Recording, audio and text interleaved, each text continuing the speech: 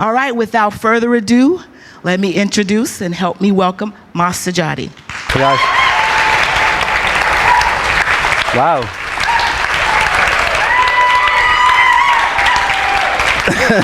Thanks, guys. I should have, wait a second.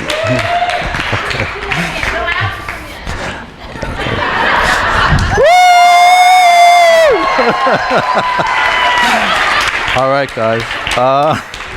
Thank you so much. Guys, what a beautiful welcome. I had people yelling inside, I have people yelling outside. So it's all good. I get the crowd riled up, right? Before we start, I just want to check, is all the sound okay? Like online and everything? Okay, awesome. So, again, how many people are new to me?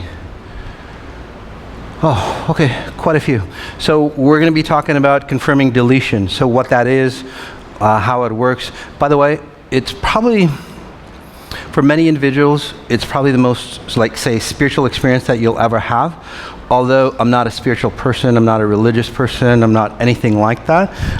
It's not that I'm against religion or spirituality, but look at your parents. It hasn't really worked out for them, right? Look at Jesus or Buddha or Muhammad.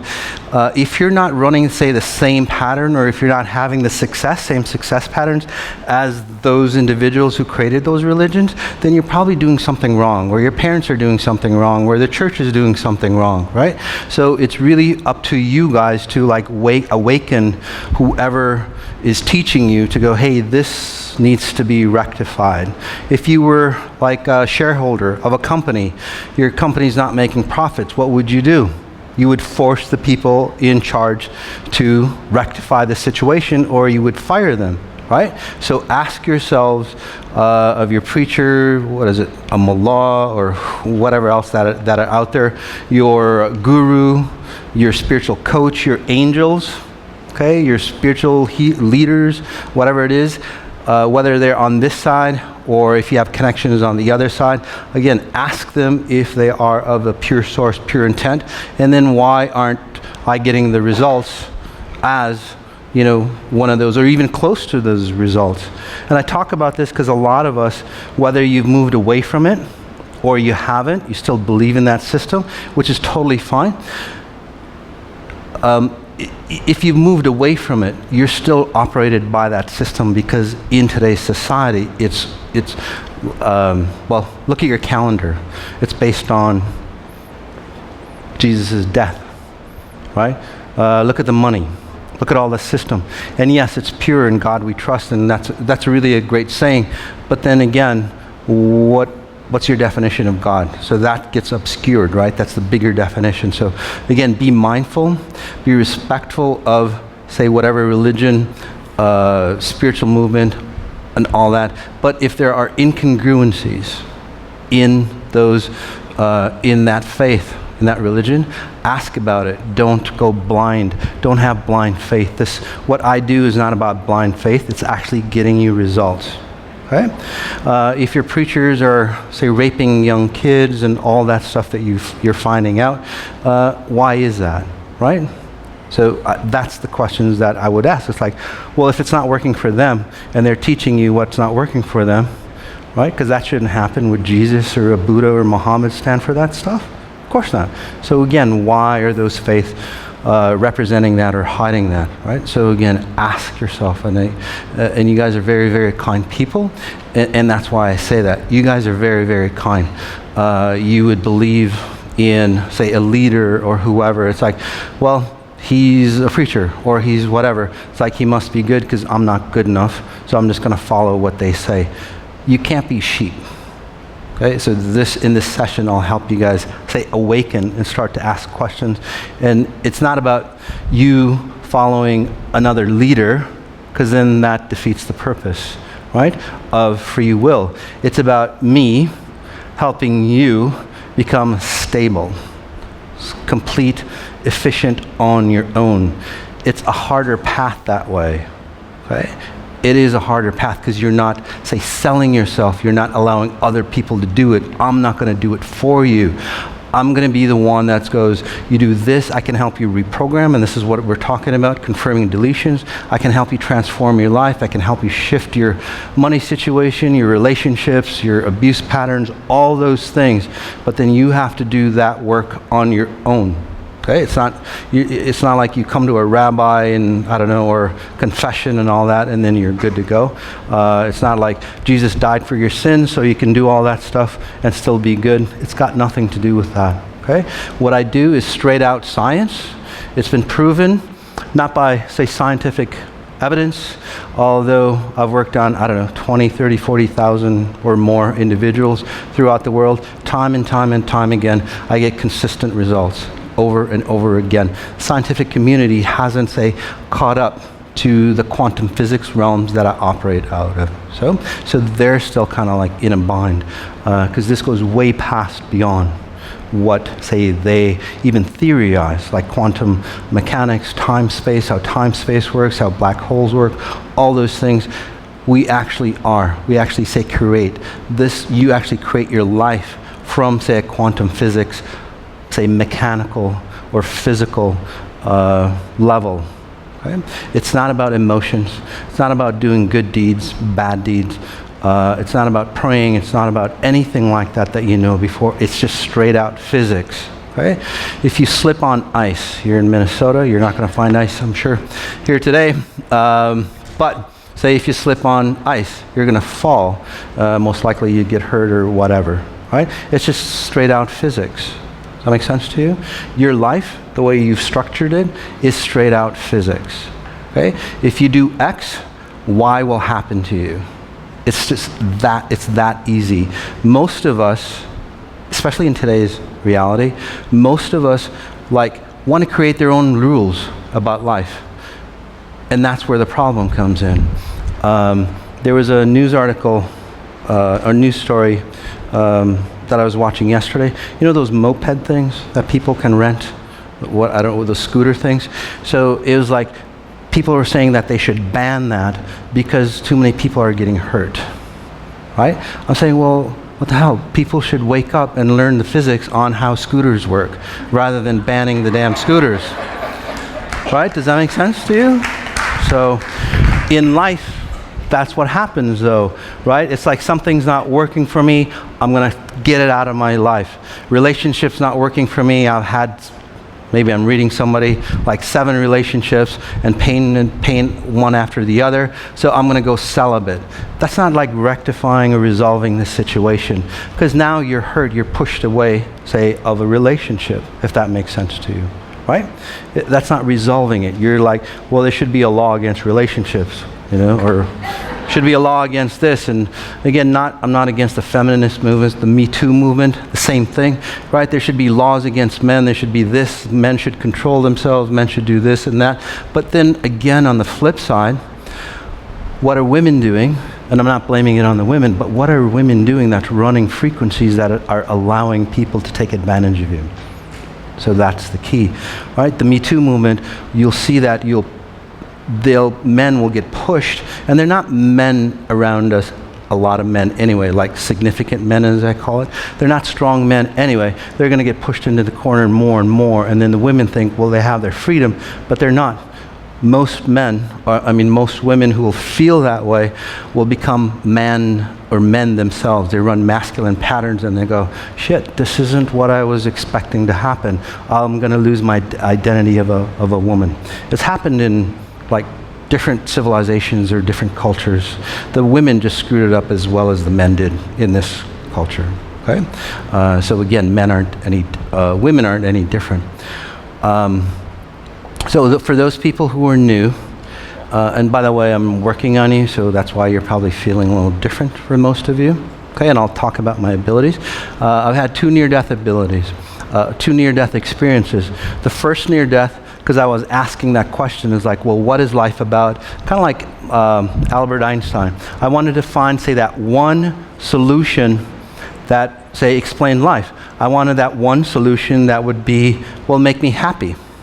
So logically I'd go, well, I'm going to go towards religion. So I studied all the religions and all that. It didn't really make me happy. It wasn't, say, complete. It was something that you had to believe in for the afterlife. And I'm going, shit, that's a lot of bullshit to swallow, because how are you going to be guaranteed that what you did is going to help you in the afterlife? By the way, I see or, help people who've crossed over. It didn't help them. They're still in the lower realms, right? Especially in a certain religion, you're born in sin, you live in sin, you're not good enough to meet your maker. So why would you go and get, say, judged? So those people, and we're going to be talking about and confirming deletions on what happens to those people and how it affects you. And there's a lot of, say, detrimental, say, after effects on how people die. So, so I went towards money. But then, as you know, right, a lot of famous individuals, right, they have a lot of money, they have fortune, they have fame, but their life is just as messed up as anybody else. So for those people who don't have money, they go, well, I'm better off. Well, are you? You're actually the same thing, right? You're lost, disillusioned. They've got a lot of money, they're lost, disillusioned. So it's the same thing.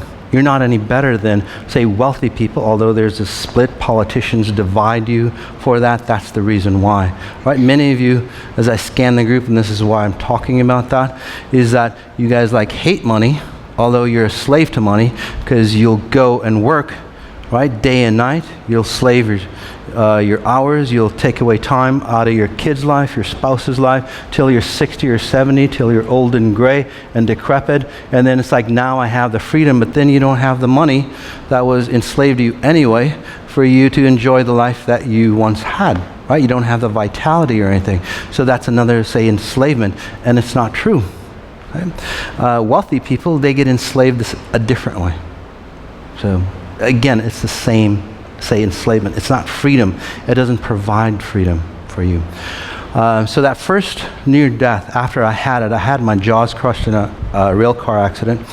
What happened there is, I'm not going to go through the whole story. It's on the website, Sajady.com. So that first near death allowed me to, break away from the identity of who we are. Okay? So I'm just helping you, say, set the stage so we can get into how deletions are confirmed. So when you separate from your identity, we all have a spirit. Okay? I call it your vital force. Think of it as your battery pack. It's not something woo-woo out there. It's not something etherical. It's not something that's like make-believe or theory. Literally, there's a vital force in you that generates, say, the energy that you are created of. Does that make sense to you? Okay? That vital force or your spirit is not out there somewhere. Okay? You don't have to reach it. It's around you. So your spirit is literally a projector. Think of it as a projector. Okay? It's a 3D screen, this reality. What you're seeing is a visual representation of who you think you are at spirit. Does that make sense to you? Okay? So who you are at spirit level, or how awakened you are at spirit level, is what you're seeing in physical form, in physical representation. So if you're short on anything, if you have lack on anything, including money, okay? Money is not a sin, by the way. And I stress this because many of you think that way. You think you're going to be a good person by staying away from money, but it won't help you, like it hasn't helped you. So anything that you're in lack is a representation that how or not how awakened you are. It's just literally that simple. So just to work with me, if you were at spirit level, you can raise your hands. How many people would think that you would be completely happy and complete? If you were an awakened spirit. Nobody would think. There you go, right? If you were an awakened spirit, you would be complete. You'd be whole, right? Okay, so if your spirit level is a representation of this reality, it shows you how awakened your spirit is. And I'll explain the details on, say, why spirits, say, fall asleep, okay? Or get distorted images of who they think they are. So anyway, so what happened is that, back to my story, as I separated my identity from the physical identity of physical form, which I call the 1%, okay? That's literally your total life experience here, including the wealth that you have or anything else that you have, the love, kids, all that stuff, is literally 1% of who you really are. The 99%, we don't know what the hell that is. The 99% is your vital force. It's what creates you. Just like a projector, right? The film that you see on the screen is very fragile, right? It moves around. Does that make sense to you guys, right? So the projector is really what I concentrate on. And I realize it's like, holy shit, if I could figure out how to live from the 99%, because I experienced that 99%, as I separated my body or my identity from my physical form, yes, I realized that I was dead. Because I was seeing my body, I was hung by literally my jaw. I got crushed. So my body was dangling there, and I was floating away, just like you see in the movies, just floating away through, it was a rail car. And I looked at my body, and it's like, wow, that's really peculiar, but it's like, what am I doing over there if my identity is over here? And then that's when I realized I had died. But it's not like tragic. It was the most euphoric experience I've ever had. One of the most euphoric experiences. Because I started to feel and experience who I was in my fullest capacity. Now, it doesn't just happen to me, it happens to a lot of people who've had near-death experiences. Many of you have had near-death experiences, like you. Not you, you. But anyway. So you've had that near-death experience, you see the euphoria, right, that space. So that's actually your optimal level, really. Okay. The second near-death allowed me to understand the mechanics, and this is what makes me different than most people who've had near-death experiences. So the difference between me and most is that you've heard that the tunnel of light that people go through. There literally are like stages that you go through. One of the stages that people come back goes like, well, I met my parents, or my loved ones were waiting for me. That's the introductory level. There's a life review. The life review is not, you don't sit in front of some saint or God or go, you did this wrong, this wrong, this wrong, this wrong, and then you get a score, and then you go up or down. It's not like that. It's a life review. It's a life relive. Okay, not a life review. It's not about doing good and bad. It's about you going through life, like where you are now, at a kindergarten level, right? We don't understand a lot of things on why things happen, why we're here, and so on like that. But when you come back, right, you have that life relive, you get to relive life, like literally relive life. It's not a review. You'll go through, like for me, I was 22 some years old. I literally relived life from, say, the moment I can remember to the time of death. And then you re-experience it, go, oh, that's why that happened. That's why this happened. That's why this happened. There was no I should've, I could've, or anything like that. There's a reason why it happened. It's not that it's not a good or bad reason, but the point is that you learn from those experiences that you've had and take away like an educated person, rather than abusing yourself or allowing other people to go, why the hell did that happen to me? I'm going to go ahead and beat myself up some more. That kind of pattern, right? Like many of you run, right? It's nothing like that. You just go through and go, oh, okay, I got abused, or I got beat up, or I got raped, or whatever. And again, they're not, say, fantastic stories, but the difference between, say, awakened people or successful people and not awakened people or not enlightened people is that those, say, experiences, whether it's tragic or euphoric for you, either way, is opportunities for you to expand and grow into, say, that deeper connection to yourself. That's what life is about. It's always about, say, a deeper connection to yourself. Okay? Do you have questions, or are you just stretching? Just 1 second, because we got to get you on tape, if you don't mind. I just want to make sure I'm speaking on an appropriate time. Say it again, because I have two headsets. I just want to make sure that I'm speaking on an appropriate time, because I don't want to interrupt anything that you're going through and all that. Okay. No. So the thing is, I've had some moments of disassociative, basically realities and stuff like that. When you speak on near-death experiences, I can tell you when I basically had that experience, Yeah. it definitely did almost feel like near death because of how panicking and how overwhelming and everything it felt. Right. And so I just kind of want to know, even if you don't have a near-death experience completely, like you're gonna, like your lights are gonna go out kind of feeling, but you still feel disconnected with everything else. Right.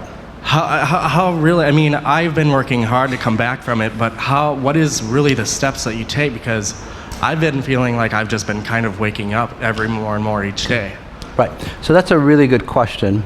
So overall for the audience is that, whether you have a near-death experience or whatever, you get pushed into, say, other realities. Basically, when I see you, when I read you, you're in like 4 or 5 realities that you can't escape.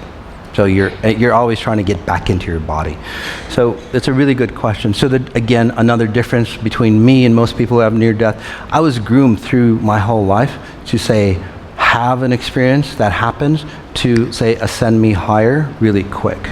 So I was like really prepared to have that near death and understand it at a logical level. The difference is that you run out of fear and escape. There's a lot of tragedy, or let's just say a lot of commotion in your family structure. So you're always trying to run from it and find a safety spot. So you run away, and you've done a great job, say, running away into a different reality where you literally escape your body, but then when you go, is it safe? You can't find where you parked your body. So we're going to be talking about that, and I can work on you later on. So Dave, did you have a question? The guy back there in the blue shirt. Someone asked if his mic could be turned up too. They couldn't hear him.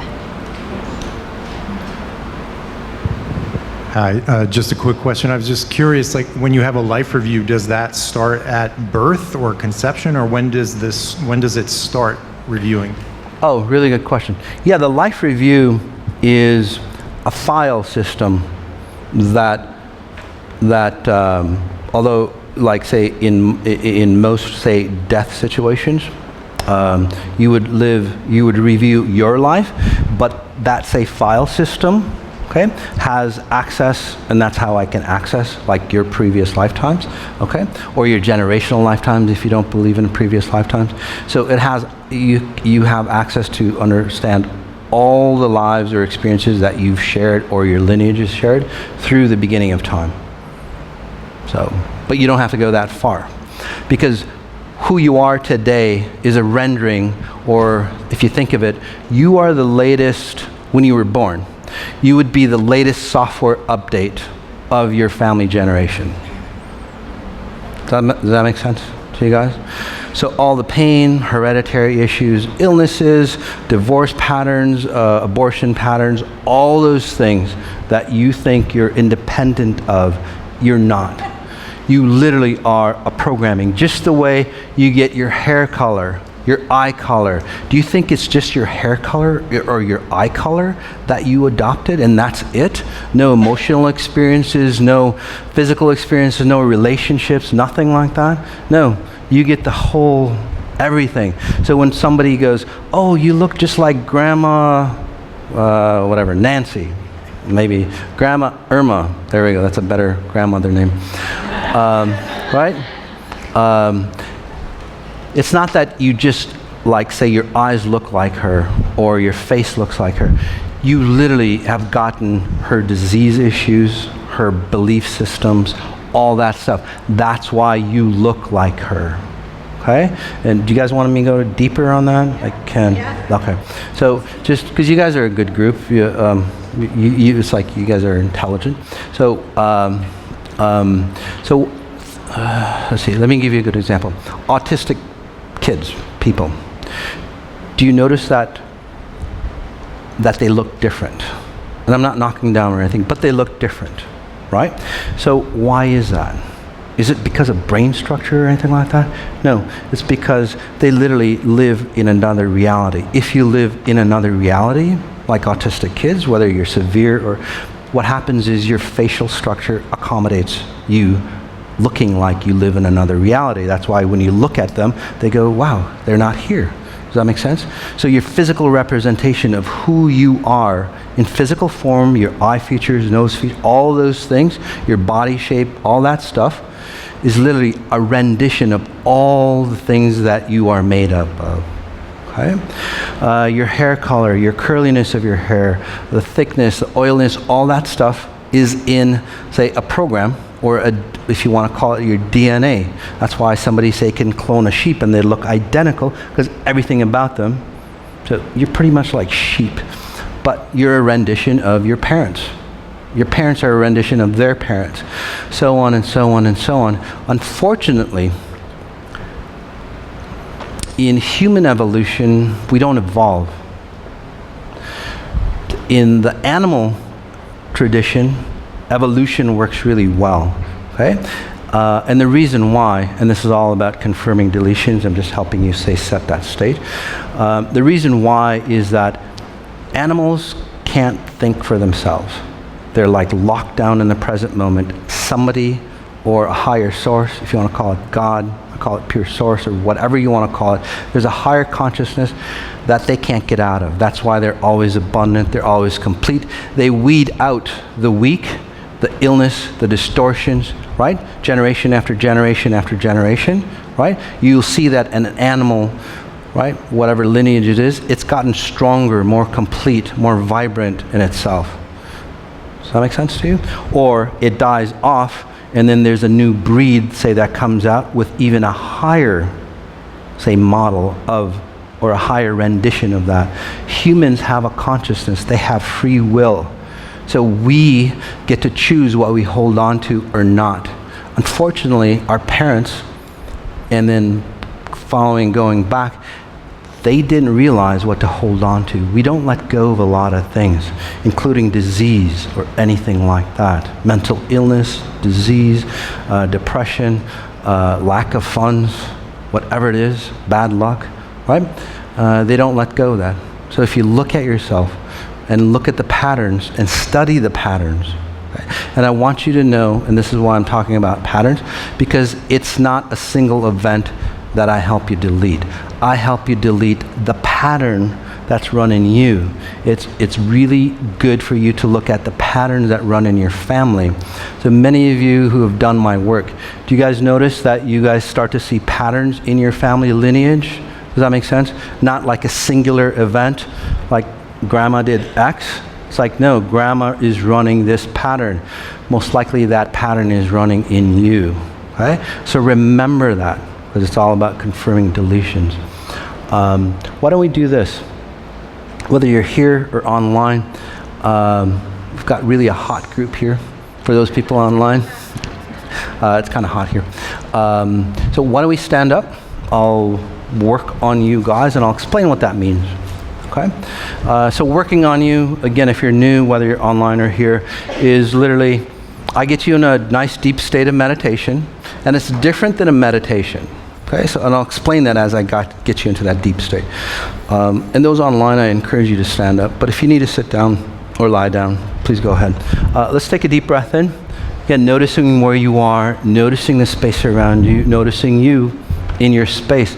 There's a difference, especially for those people who get lost, who get abused, who get controlled. So I'll say it again. Notice your body around your environment. Okay? And then as you breathe in, as you become aware of whether you're online, you're here, the people around here, say the heat that's in this room, notice your environment around you. If you can't tell the difference, work on it. Okay? There is a huge difference. If you can't tell the difference, and I stress this, you are one of those types of people that probably get abused, probably get controlled, probably get, well, your life does not exist because you're always living for somebody else's life. This is one of the main reasons why. Okay? So as we take a deep breath in again, becoming aware of your surroundings. So like if you're in this room, noticing the heat, noticing the fans, noticing my voice, although I'm here, it's running through the speakers. And then notice your body. Any part of your body, it doesn't matter. The back of your neck, the tip of your nose, your forehead, top of your head.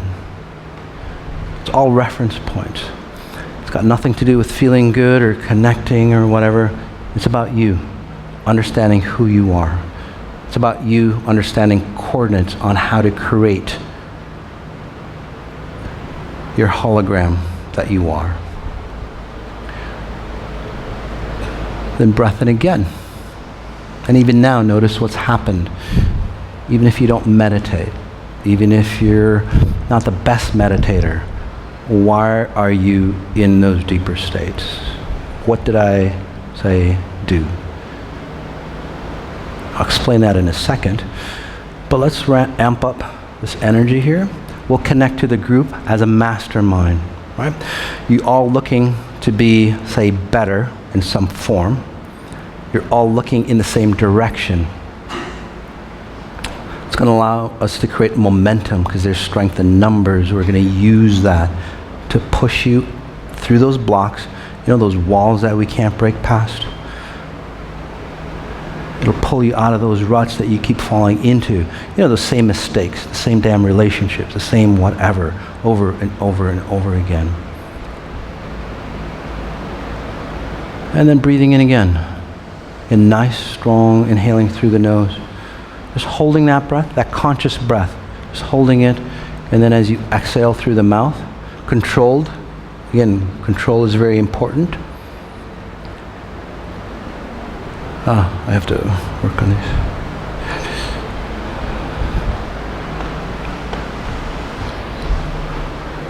And for the group, I'll just lightly touch you. So,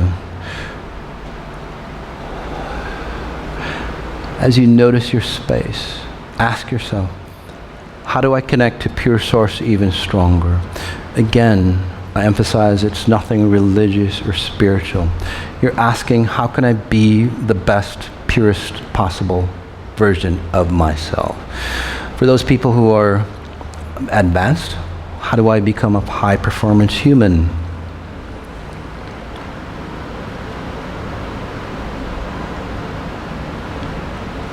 So if you're new, so I continue to say generate those frequencies that help you shift. I'll explain what those frequencies are. Right? So you can say create it on your own. Because again, this is all about you coming into your own understanding and creating, say, this space. Notice how you feel. It's very similar to nature.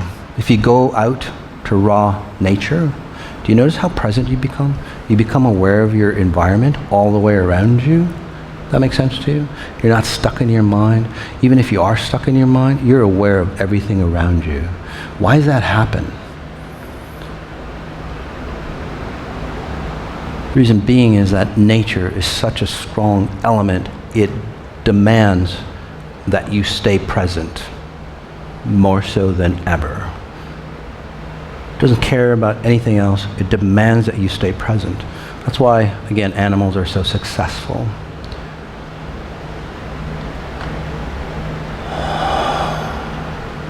So pay attention to that.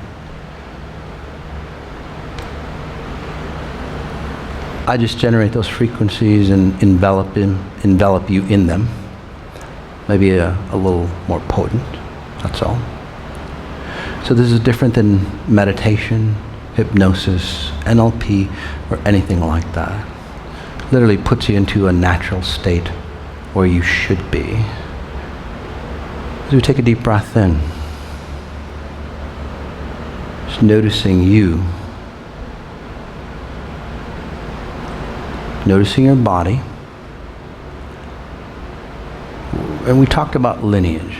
So noticing your mom and dad. Okay? When you think about your mom, think about your dad, the image that you get of them, good or bad, it doesn't matter. Okay?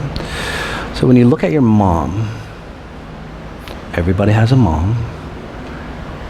Even if you've disassociated, like many of you have,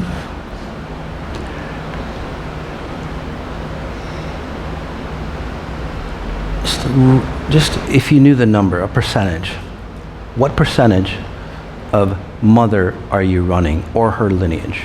Just notice what the number comes up. pretty a high number as I scan the group for a lot of people. That makes sense too? Yeah. Just take a deep breath in again. Focus in on your dad.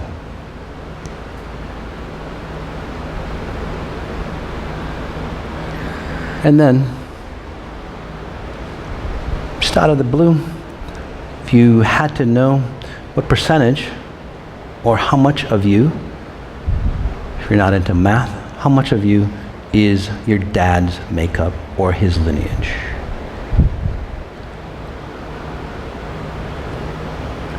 Again, a very high number for a lot of people.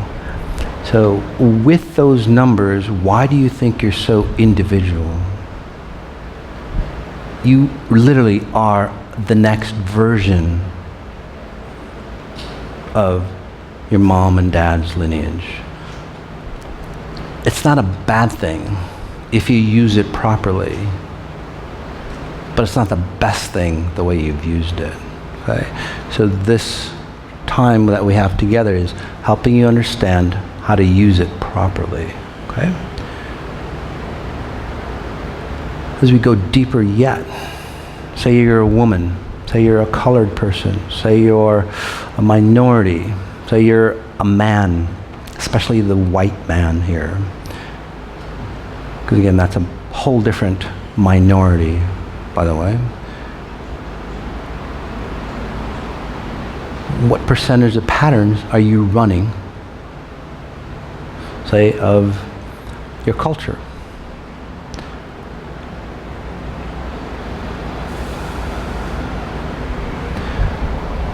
Your color, your ethnicity, your sex. So if you're a woman, you are a cumulative total of all the things that have happened to women if you don't filter it out. And I'll explain what I mean afterwards.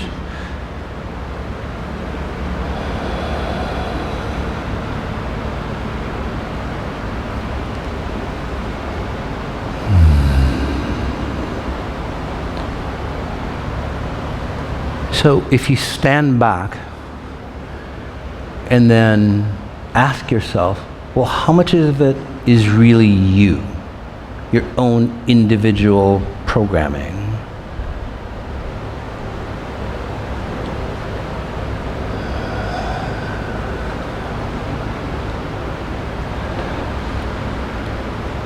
For a lot of you, it's like 1%, 2%.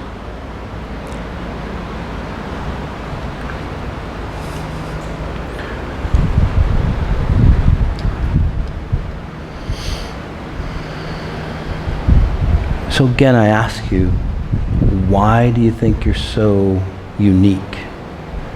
And I'm not cutting you down. I'm trying to help you become really unique. Okay? So as we take a deep breath in, as I push you in further, again, nice strong breath in, whether your eyes are closed or open, whether I'm working on you, whether you're online, it doesn't matter.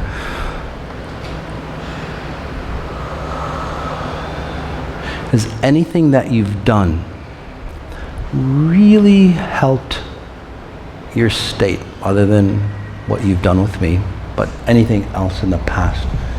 If you're new, or is it just kind of perpetuated the same pattern that you get a divorce, you marry again, and then it's the same pattern you fall into? Again, these are tough questions. I'm not cutting you down. It's just you need to know where you are, like a GPS, right? You need to know where you are for the GPS to tell you where you want to go. That's all. So some of you are getting really, really sensitive. You're trying to rationalize things. It's because my mom abused me or this and that, and that's the life I have. It doesn't matter. It's the bottom line. It just is the bottom line. Okay? Yes, you got abused. It's a sad situation. I'm not saying it's sad. I'm not saying it's good or bad. But that's that programming, that pattern. right? We have to understand it's just the patterns that are running. You didn't do anything wrong. You didn't do anything right. It's patterns that you run. Wow, what is that?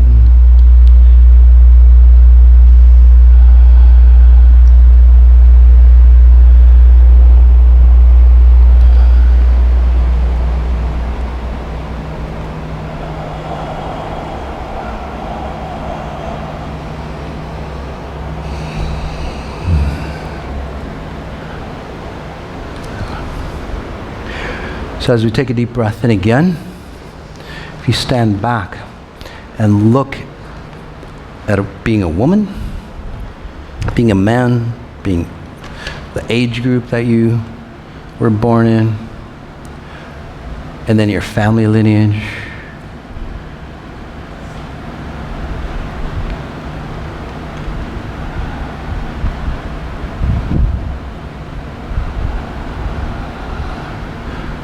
you can start to understand, perhaps, why your life is the way it is.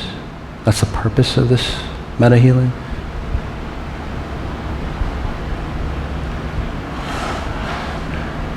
As we go deeper yet, I just want to ask you another question.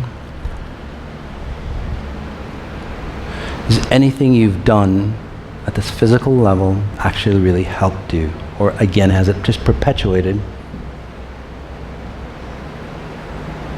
other than what you've done with EI?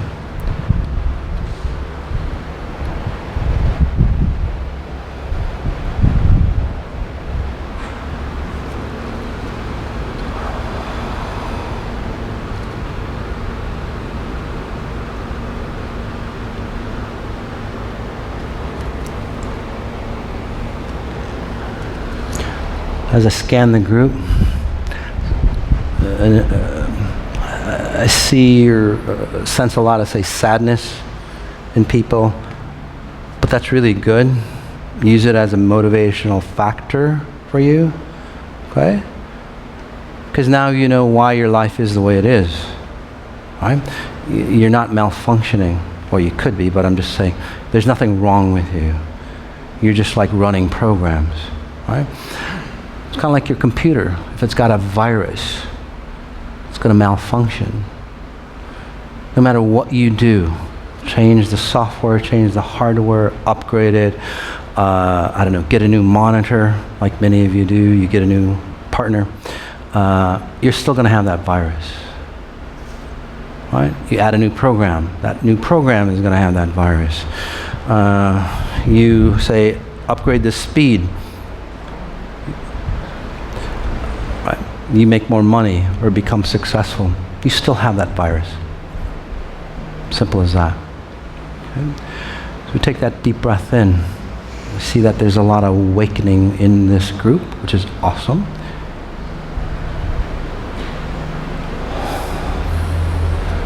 A lot of, say, realizations, deep realizations. Notice the back, your lower back.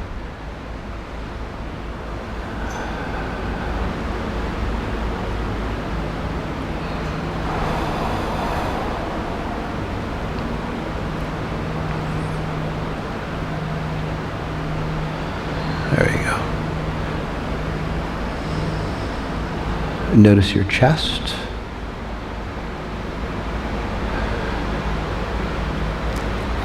If you had to analyze your body, maybe before you met me, because there's a lot of people that are really, say, getting it. How much of the baggage are you carrying in your cellular memory?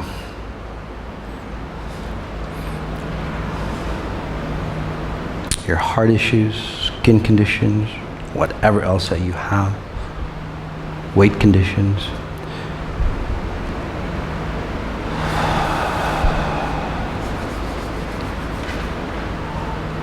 Again, I want you to see this stuff, not to get bummed out about it, but get excited so you know why things happen. Because once many of you understand, it's like, holy shit, this is why my life is the way it is, you're going to do something about it. Truth has a way of awakening you with that. That's why I'm bringing it out. It's like fixing a car, right? You can replace a lot of crap, and it might not still work because you didn't replace that one item that's causing you the problem, right? Many of you have replaced pretty much everything in your car. Unfortunately, you didn't replace that one item that controls all the systems in your car. So it's a good start. You're starting fresh. We just need to remove that once frequency. And we'll do that now. Taking a deep breath in, noticing the nape of your neck, your upper spine, whether you're here or online. If there was one frequency, either 1, 2, or 3 words, a simple sentence, literally a simple sentence, not more than 5 words, okay? For some of you who are kind of wordy. If it was one frequency or pattern, I would call it a program, that dominates every aspect of your being, what would that word or few words be? It's probably something that you've never expected, but something that really rings true.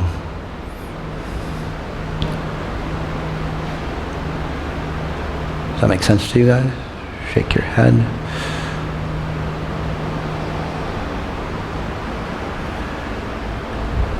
Now, look back into any problematic situation that you've had. Again, we're not just talking about theories.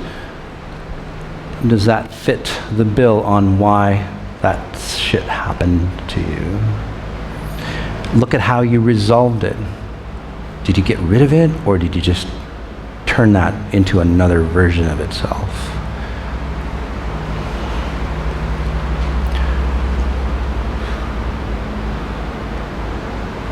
Look at any situation that you have. Getting abused, lack of money, and then compare it to that one singular pattern.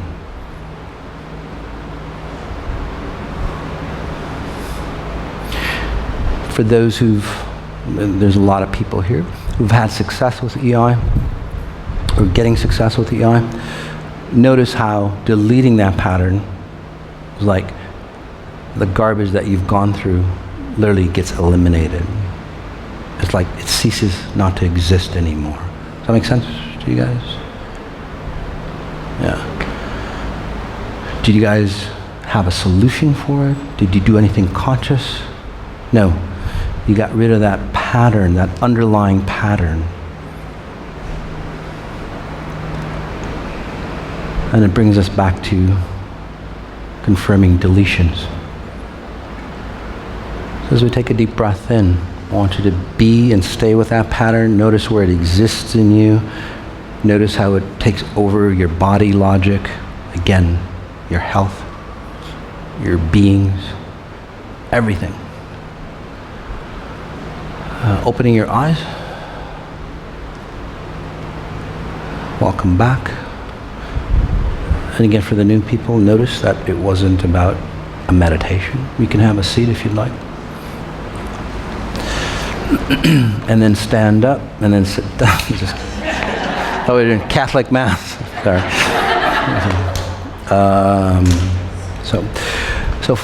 Again, for the new people, quickly, the second near-death was, say, a drowning, but it was a drowning accident. I was underwater maybe 8 or so minutes, according to my wife at the time. And at that level, I was talking about the tunnel of light. So at that level, what happened is you graduate, you progress through the tunnel of light. You get basically reclaim yourself, recondition yourself back into your spirit identity. Okay, that's what going to heaven, I guess. For many of you, that's kind of the same thing. You start to awaken from, say, the distortions of this life. Okay? Unfortunately, it doesn't work out well that way, or as pure. So basically, I went through those levels, and then I graduated. Now, you're not supposed to come back if you graduated, so I literally got a sneak peek of what actually happens beyond this realm, beyond this reality. It's the coolest thing ever. Okay? At that level, I call it, you have access to all the information that ever is, was, and can be. Okay? By the way, animals in nature have that access in real time. That's why they know who they are. Okay? But we can get that later, more about that later. So at that level, there's no time and space constraints. You can be, you can do whatever, like instantly. If you think about something like going to, I don't know, Paris or whatever, you're there. You've manifested it. That's how fast, that's how grand you are as a manifester. In fact, the reality that you've created, I call it the sphere of influence that you've created in yourself, in your space, your life that you're living. You created that. Probably not the best design that you've had, but you've created that. So take ownership, okay, and be proud of it. But now as you learn and awaken, right, you can even create even better. But I did something more at that level of non-space-time. I went beyond, say, your identity of being, say, a spiritual form, because even at that level, you still have that identity of being in human form. Okay? You still have that consciousness, it's ingrained in you. I went beyond that and was just like straight out pure spirit. So there's no identity of like humanness or anything like that at all. It's just like you're straight out spirit. At that spirit, I call it the beautiful blue space. It's a whole universe of your own. You don't have to do anything, you don't have to be anything, because you are everything that ever existed. Right? It's the most beautiful experience that you can ever experience, literally. Okay? What I've done or managed to do is attach, say, that consciousness and bring it into this reality. So say I exist in some rendition of that in this reality. So with that, some of my abilities is that I can scan you, whether you're here in person, whether somebody talks, say you talk about your sister or whoever, right? I can scan them and tell you exactly what's wrong with them, what's going on with them. I'm not a psychic, by the way. I'm not an intuitive or anything like that, although it seems similar, but I just know. There's a difference. Psychic abilities, intuition and stuff are very low level, mechanical or this world frequencies. They're time-bound frequencies. I go beyond that level. It's a spirit frequency. So the information that, say, I give is like timeless. The what I teach about what I've dubbed exponential intelligence is that body of knowledge that's in that blue space, basically a handbook on how human reality works here. Not just about human reality, but the physics of how, say, this reality is created. Okay? And I bring that down and help you understand it without having a near death. How's that sound? Is that good? Right? Yeah. So with that handbook, that's how you, say, recreate your life. Okay? So, excuse me, questions or anything so far? Just 1 second. Oh, she's asking you to turn it up. Your sound. They can't Turn hear the you. sound up? Turn it up. Yeah. Oh, can you turn that up, Gary? Sorry.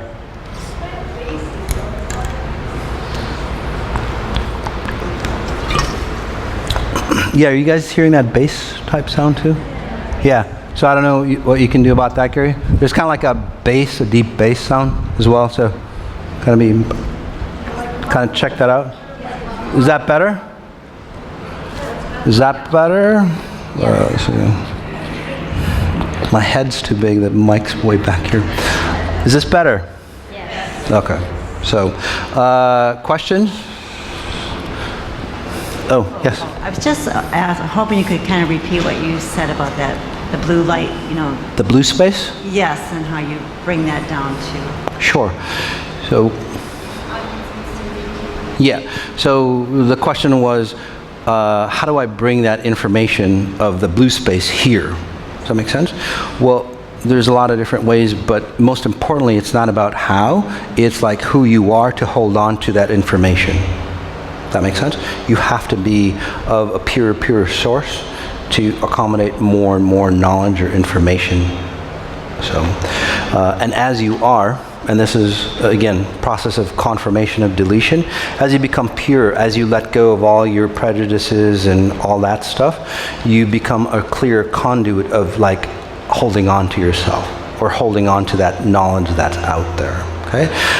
If you use that knowledge to control people, abuse people, you basically lose it. Okay? So I've gotten to the level where I've accessed, say that, well, I have access to any of you. I have access to people living or dead. I can say summon their consciousness, not necessarily their spirit, but their consciousness that they tapped into. By the way, I did a interview. It's part of the podcast series. It's called Conversations with Dead People, Live Conversations with Dead People. I interviewed Freddie Mercury. It was really, and you can actually feel Freddie Mercury coming into the room. So that should be released pretty soon. It's really cool on what you can do. That's the possibilities that are out there. That's a really good idea. I think I should take my shoes off too. So let's get into, say, confirmations of deletion. Okay? So again, I'll just describe it from a new person. So what happens is that whether I work on you, like one-on-one, whether it's over the phone, through somebody, or like in person, it doesn't really matter, or in a group, because I don't need to know what's wrong with you to help you resolve yourself. So in a nutshell, I help you transform the fastest possible way that's known, or that I've seen, or that many people have seen, the most efficient way. Okay? And it does get pretty intense, especially as my abilities have, say, arisen. I'm more of a surgical type, so just be aware of that. Some of you might go through intense detox, and again, it goes back into, say, confirming deletions. So what I do is I work on you, again, in a group setting, individually. Okay? And what working on you means is that, think of it as a computer programmer. Okay? I used to be a computer programmer, and I used to write lines of code. Thousands and thousands of lines of code. There's thousands of thousands, just like your DNA structure, right? There's millions of codes in there. So think of it as a spiritual DNA. All the programming that you ever are is encoded somewhere. Basically, I can scan you and go, this is where the code is corrupt. This is where it's messed up. This is where you got off the track. Okay? This is where you've adopted, say, your mother's patterns of how you see love and affection. Okay? And then what I do is I help you rewrite that code, or help you delete that code and, say, put in another snippet. So it's not anything that you have to do at a conscious level to change. You do change, but you have to confirm those changes. Okay? To put it, say, in a nicer way, okay? Okay, or more a visual way for you to understand. That life relive that we talked about, right? Where you go back into your history, okay? So what I do is I can, say, access your life files as if you were like in your death process. I scan that file with you, review it, and go, oh, at age 12, X happened to you. Okay? I don't delete the experience because that actually physically happened. I can't change what happened in time. But what I can do for you is delete the emotional attachment and delete, say, how you experienced that experience. So successful individuals, okay, or people who rise, no matter what happens to them, they always use an opportunity for you to, say, jump or ascend higher, no matter what it is. Okay? If you ask any successful individual, it was probably the most darkest time in their life that most of us would have been crushed under, right? And then we'd get up, dust off, and do the same damn thing. No, those successful individuals go, I've had enough. I need to change. I think it's me. I'll stand back. I need to change. I need to, shift. And that's how they learn from any massive distortion. Okay? I put you into that space. I put you into that successful space, or what successful people would do in those situations. Okay? Some of you do really well at it and move on. Some of you have a hard time of letting go. Okay? Again, it's not your fault, it's your programming that happens. So again, say, and I can read somebody, by the way. Who's new? You're new? Okay. Yeah, do you want to come on up? So what's your issue? Oh, do you have a mic? Anybody has a mic? So what do you think your problem in life is? And I'll tell you what the real problem is. Is that fair? Simple as that. I guess. Can you speak louder? Can you hear me? Yeah. Her name was Lola. She was relationship. I'd love to find a committed What is it for partner. 5? Yeah. You've had 5 relationships that haven't worked out? Yeah. That's probably about right. Well, 5, say, impactful ones. There's been 1, 2, 3, 4, 5, 6, 7, 8, 9. Like 9, maybe total. Okay. Anyway, like I said, I can read her files. Okay? I can read the type of relationships that she has.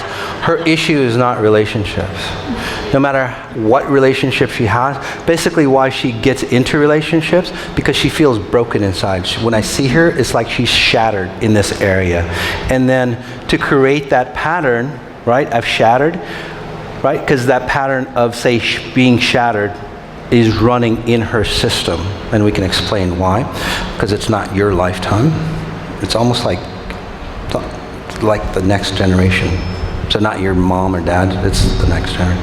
Anyway, I'll explain that. So for her, she has to create being shattered. So she'll always try to put herself together, almost like use duct tape, to put herself together. But still that crack is there, and then over time, she'll feel more shattered because it didn't resolve. It didn't say get rid of that crack, that shattering feeling. Does that make sense? And then most importantly, you can hold on to the mic, but just, put it there. So most importantly, what happens is that over time, with those relationships, that, say, crack gets thicker and thicker and thicker. So every time she has a relationship, especially if it's a meaningful one, she gets to see how broken she is. And then it makes it worse for her. No matter who it is. She has like the picture perfect guy, it'll like destroy her. So she'll settle for people who basically say are not the best for her or would abuse her because it's a lower frequency than her. That makes sense to you, right? So she'll feel better. So she gets connected to people that she always has to sew up or put together because that's what she's trying to do. Does that make sense to you? Does that make sense to you? Yeah. So you would think, again, that's the deeper reason why she runs that pattern. It's not just relationships.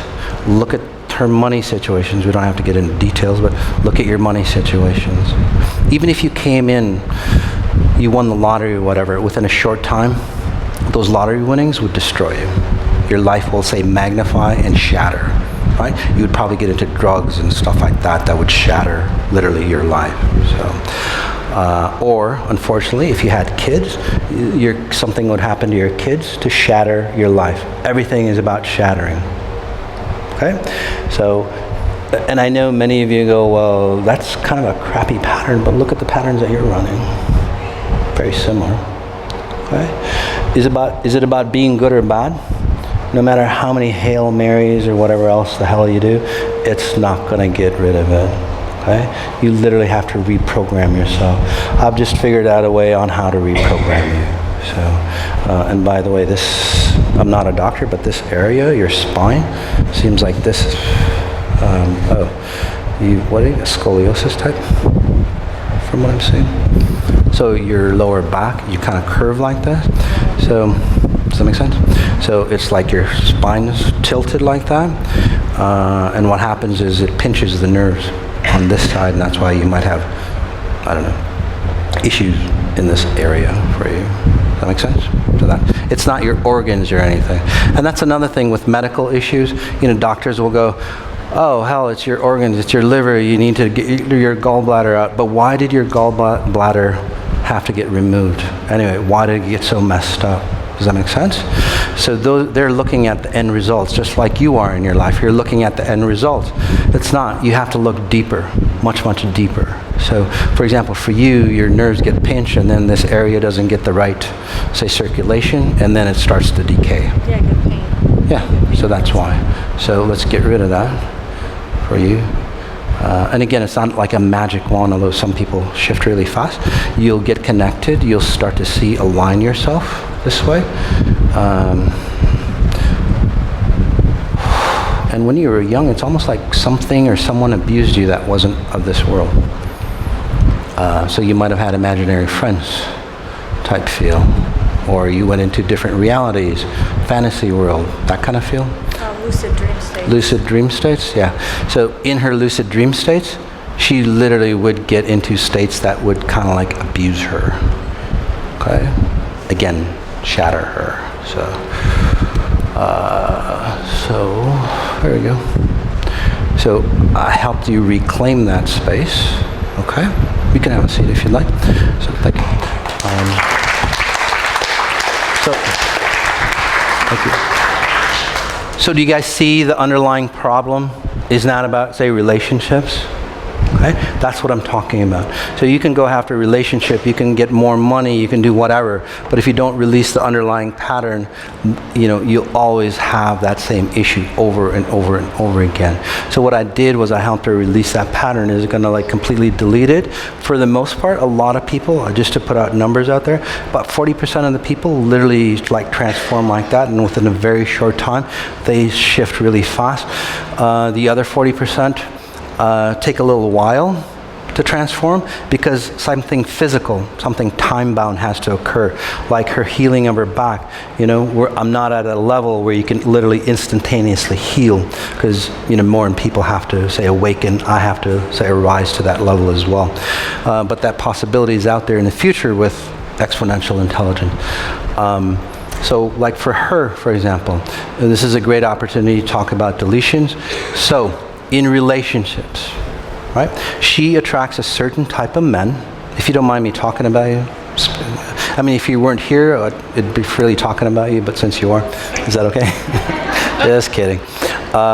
So for you, for example, you attract a certain type of men, no matter who it is. Even like the 5, it's just more and more of the same manner. Yeah.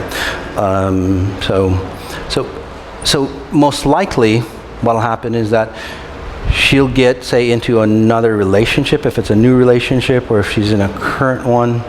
I can't tell if you're in a current one because you're disconnected, even if you were. Does that make sense to you? There's no bond or, yeah, so anyway. So whatever.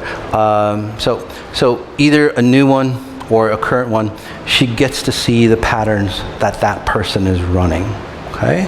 So if you're in a new relationship, for example, you walk into a coffee shop, you get attracted to whoever, okay? Your heart goes pitter-patter, you feel good, you feel warm, okay? But remember, and then they remind you of the old flame that you had hot sex with, right? And it turns you on even more. But then notice what happened after the sex was gone. It was very destructive, okay? So if that reminds you of an old relationship, or it's like, wow, this guy is going to beat me up, literally, as I reprogram you, it's like you'll see it just like that, okay? No matter what your emotions say, because your emotions are wrong, and I'll talk about that in just a second, okay? So when you see that, if you don't confirm the deletions by saying no to that person right off the bat, that's where you get into issues, and I'll explain why. Okay? But let's just back up and say don't trust your emotions. That's the first part of confirming your deletions. Don't trust your emotions, your intuition, or anything else like that. Okay? And the reason why I say that is that look at your emotions. Look at your emotions and where it's gotten you. You fell in love. What happened in that relationship, right? You had a good feeling about something. Look what happened in that relationship. Does that make sense to you guys? Okay? So your emotions were right, or it felt right, but why did it go sour? Okay? Your emotions are literally tools used by the underlying program to get that program into, say, physical form. So if you run abuse patterns, you'll most likely have emotions that'll attract you to a person that will abuse you. It's been proven over and over again. They've done a ton of tests. That one person, say, that will abuse you out of 100 people, that woman will get attracted to. No matter, even if they look ugly or don't have money or whatever, they'll get attracted to that one person. That's how strong that programming is. Your emotions literally are tools for those programs to say, stay alive. Okay? So in that case, I can change the programming for you, but then you would have to, say, confirm your deletions by saying no to that pattern. I can't do that, otherwise I would control you. And I don't want that. It's not beneficial for me, because now I carry your burdens, right? You don't even like your burdens. I wouldn't want them, but sorry. So that's part of the confirming deletions. Just give me a second here. Just a quick question on that. Is it just a matter of awareness then? Is it just a matter of awareness? Well, because you, like, now that you, sorry. So once you... It's not on or something. Great night. There we go. Okay. So you've worked with her, and so now she runs that situation. She shouldn't pay attention to the emotion. Mm-hmm. It's more that she'll kind of have some type of awareness, and so that's where she says no. Yes. And is that also, I resonate a lot when you talk about self-discipline. Mm-hmm. Is that also part of that whole part of self-discipline you talk about? Right. Yeah. And we can talk about your pattern if you like. But yes, that's the process where you start to become aware of what you're doing. And that's part of confirming the deletions, is you have to start to become aware of how you're structuring your life. So that's why when you're doing the 21 days or any meta healings with me, I always tell you to become aware or notice what you notice and start noticing the details of what you notice. Okay? Because when you go through life, you're literally on autopilot. You wake up in the morning, look what happens. Something kicks in, right? That's your efficiency system, which is turned into a pain body. Your efficiency system taking over and like handling things for you. It's called an efficiency system, but then, we get lazy. We don't check up on that efficiency system. So, we run habits. The old programming takes over. That efficiency system gets corrupt, right? So be aware of everything that you do. Okay? Not at a conscious level. This is very different than becoming present or being mindful. It's about becoming aware of your bodily actions. So the way you hold your phone, the way you walk, the way you hold your steering wheel, the way you're sitting, all those physical things. Don't worry about how do I feel good or how do I stay motivated or, thinking happy thoughts. Whatever that's out there, it's a very slow process. It's all about becoming aware of how you, say, interact with this physical reality, because that's what you're here for. Okay? So I know it sounds weird. It's like, well, that's too simple. It's probably the hardest thing that you'll ever do. You start to become like when you're in the shower. Do you notice the water on your flesh? You don't. When you're shaving, putting on makeup, do you notice the face, those eyes that are staring back at you? You don't. It's an automatic process, right? You're literally under hypnosis. It takes you out of time. If you're out of time, there's a program that's running. Your default programming is basically what we talked about, right? The structure of your parents. So when I say start to notice how you brush your hair, the details of how you brush your hair, all those things, those patterns, just try it for a few days. You'll start to go, holy crap, my mom used to brush my hair, or my mom used to brush my hair like that, or she used to brush her hair like that. Well, how many other patterns or habits have you picked up unconsciously? Okay? And then as soon as you become aware of it, you start to change those patterns. And if it's a good way to, say, for example, brush your hair, you start to make it your own, not hers.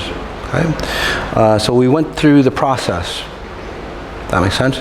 We went through what I do. Literally, Again, it's nothing spiritual or anything like that. I look at your programming. It literally is a computer-coded programming for me. Kind of like the Matrix, a little obviously more in depth. I look at you, I see the distortions, I help you reprogram. Okay? That's all. And that's why you get the fast changes. So what you delete. So basically what I delete, like I said, is the distorted or corrupt versions of yourself. Okay? And I just want to talk about, say, abuse. Okay? And how love turns abusive, because I kind of see, I don't know if it's in you, but there's a lot of people listening in online, and they're running abuse patterns. So I'm just, and some of you here, but it's mostly online. So abuse patterns. So what happens is that, and I'll give it the bigger picture. So you come in with a set of default frequencies. So when you're a kid, you know what true love is. You know what pure love is. You know what all those emotions or anything else about this reality is. It's a default setting for you, okay? Outside of the distortions that you've inherited. You just naturally are, okay? So when a kid comes into life, right, through the formative years, 1 to 6, they start to see patterns. They start to see going, well, mommy gets abused with daddy or whatever. It's like, that's a strange form of affection and love. But then it's like, and then they start asking questions. The reason why they ask questions is because, well, they can't figure out. It's like, okay, the default status of, say, love or affection is this, and they know it right off the bat. But they're seeing it in reality as something very different, and that's why it's very confusing. And let's just do this. Let's take a nice deep breath in. Just close your eyes for a second, whether you're here or online. Go back into those formative years, 1 through 6. Notice how you discovered or defined love. And I'll help you understand the default state of what we call love in this reality. There's different levels depending on different, say, realities that you're in.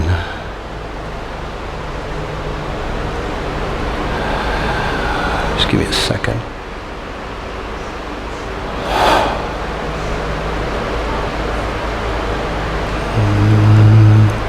Let's just, you guys need some love.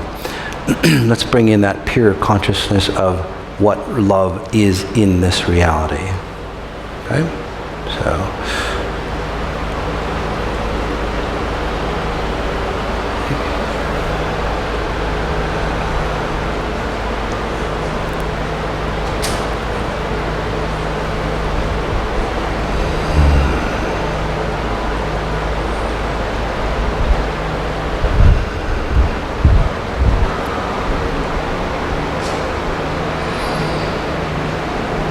you guys feel that calmness, that completeness, that okayness, that security? It's all you've looked for. Okay? I hate to jar you, but let's switch back to how you learned by the age, say 7, 8, what human form love is.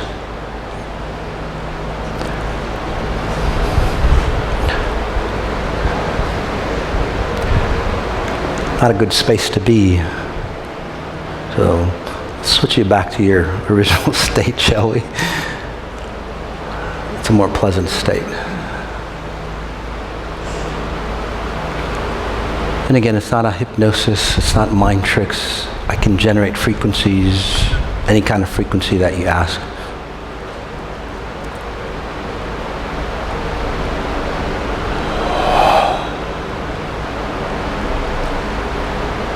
Again, notice that calmness that settles into you.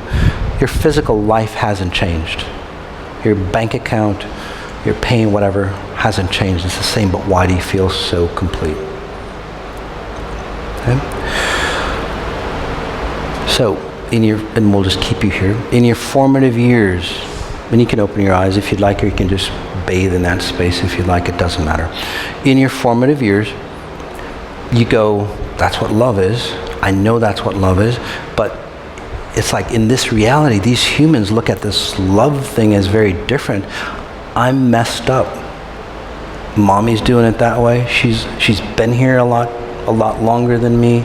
You know, Dad's this way. I see all this stuff on TV. That doesn't look like love to me, but what the hell? They must be doing it right because there's so many of them doing it. Literally, they think them. They don't even think of it as like themselves, but it's like those humans, because at that level, you're still more like spirit running the show. Does that make sense? Not your physical form.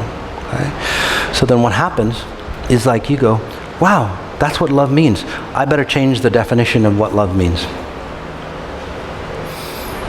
And then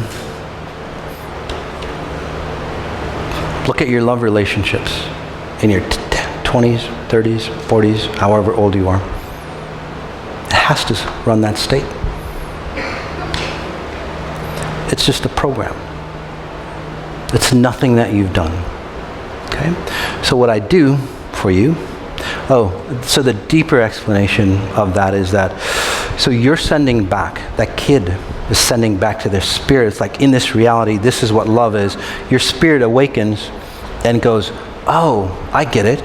Let's put in more love because that's what this reality is about. Unfortunately, so they'll send down experiences, your emotions and all that stuff gets reprogrammed for you to experience that distorted kind of love. Everything gets reprogrammed for you. It's like a global setting. So imagine your relationships, everything else that gets reprogrammed in a distorted way. So what I do, well, going back, so your spirit, again, recodes itself, thinking, because your spirit, it's a learning experience for your spirit. So it's a give and take. It sends information down to you, you send information back to it, kind of like an astronaut on the moon or wherever, right? It keeps that feedback to Space Command. You know, that astronaut going, hey, this atmosphere over here is really horrendous, so they'll adapt to you. So that's why, again, you experience what you're experiencing. So your whole definition of love, for example, in this case, changes dramatically. Okay? So what I do, again, when I say reprogram you, I look back and I go, holy crap, this is a totally distorted version of love. And I reset you to your default state on what love is. Okay? I don't put my rendition of it because my rendition of love is different than yours, you know, depending on your lineage, depending on how high, you know, a frequency you've awakened to, all those things. I put your default state back. Kind of like rebooting your computer after you reset it, right? Back to its factory standards. Basically, that's what I do. Okay? So what happens then is that you start operating from that new definition of love. But it's very distorting because it's very unfamiliar to you. Does that make sense to you? Although it's a good thing, it's very unfamiliar because when you go back and remember how love was, it messes you up. Because it doesn't fit in any of the protocols that you learned about love. Okay? When you go into a relationship, especially if love, say you got beat up as a kid, and that's the only way you got attention. Okay? So what would you do? You would do things to get beat up so you get attention because that's your definition of love, unfortunately. Unfortunately, that's a lot of women do that. They can't stay with a guy that actually takes care of them. Right? That perfect guy. Because what happens is that they won't feel love. They'll feel bored, they'll feel whatever. They would have to say get abused or get used to feel that, say, connection or love. That's their distorted definition. So again, as you break away from that pattern, you'll go, this love thing is very different. You'll get into a relationship, again, just like, say, last time, that would, say, abuse you in this situation. And then you're supposed to make that decision. I can't do that for you. Okay? You're supposed to make that decision and go, I don't want that love. I don't want that serving of love anymore. I want the homegrown one. Does that make sense to you guys? Okay. So again, you have to confirm those deletions. So in the past, it was your parents' issues that you've adopted. Okay? I reset you. Now it's your issues. Say that you continue on with the same pattern. Say you date a person that's going to abuse you. Since it's your pattern, you signed on the dotted line, you're awakened. Okay? And people go, Moss, I didn't know. And then I go, well, did you notice this? And then go, yeah, did you notice this? So like, well, why didn't you say no or delete that pattern? And they go, well, I don't know, it's because of this and this and this. It's just like whatever it is, whatever the reason, no matter how valid it is, you didn't delete the pattern. It doesn't matter why or why not. You just didn't delete the pattern. Okay? But since it's your pattern, it's more awake. It hurts you more. So you most likely would get into a relationship that's, say, more abusive. And then you don't delete that pattern. Right? You keep running that pattern. It gets more and more and more abusive until you wake up. So that's why confirming deletions are very, very important. Does that make sense to you guys? Okay. So what does it mean? I just want to go through it. What does it mean to confirm deletions? Again, I gave you the relationship example. I'll give you, say, a food example or money example, but a food example just because it's easier. So I help you get rid of addictions. Okay? Whether it's alcohol or food or whatever it is, it doesn't matter. So it's like you reach a bottle or you go through, the junk food or whatever, and you start to reach for it, and you go, wait a second, I shouldn't be eating this. And you get a clear sign. Okay? Because I can read you. You get a very clear sign that you don't. And then you go, well, just one time and then I'll do it next time. It doesn't matter. Okay? The neurons in your brain, the synapses in your brain, if you know how memory works, right? You run a pattern. The more you run a pattern, the more those synapses fire faster for you. So it's harder for you each time you go, well, next time. Well, next time. Okay? So that first instance, and that's why people have trouble. The first instance, you get that inkling that it's not good for you. Okay? And then you'll go, well, it's just one bite. Or it's just like one night. I'm just going to sleep with this guy for one night, and then after that, I'm over with. It doesn't matter. You've already created that, say, pattern, that synapse for you in your brain at a physical level. Okay? The next time it gets harder for you to delete. So those things I can't do for you. However, if you reached for whatever, alcohol or whatever it is, and you said no matter if you were fearful or whatever, you stood up for yourself, okay? And you said no to that pattern. What happens is that your spirit, literally your higher force, your vital force comes in and starts taking control. It's like, oh my God, they really want me to interact with this reality. That's how your higher self, that 99% I talk about, and your physical form start to reunite itself. It starts to redefine, say, the purpose of why it's here. And then it takes over, and it literally takes you into that space where you say no to, say, addictions in this case. And then it's like, wow, I said no, and then I don't even crave cigarettes anymore. Right? I don't crave the junk food anymore. I don't do anything like that anymore. And again, you don't need nicotine, you don't need any of those things. Like when I help you get deletions like that, especially addictions, I don't know why I'm talking about addiction. Again, people online, not you, well, some of you here. But yeah, it's not like you have to go through nicotine patches and stuff like that. Your body literally does not crave nicotine. That's how impactful it is. Okay? But again, your fault, what do you guys do? You become aware of the situation, and then what do you choose? A different version, right? And then some of you go, well, Moss, I don't know what to do. You get into a situation, and this is where people get time constrained, because they always say, I have to do this on time. I have to know this before I go forward. I have to. Those individuals, they get time constraints, so they go, well, I had to make that decision. You don't. That's your weakness. Your pain body or whatever else that controls you will use your weakness. So if you are always running under time constraints, I have to do X before I move forward. I have to do whatever, right?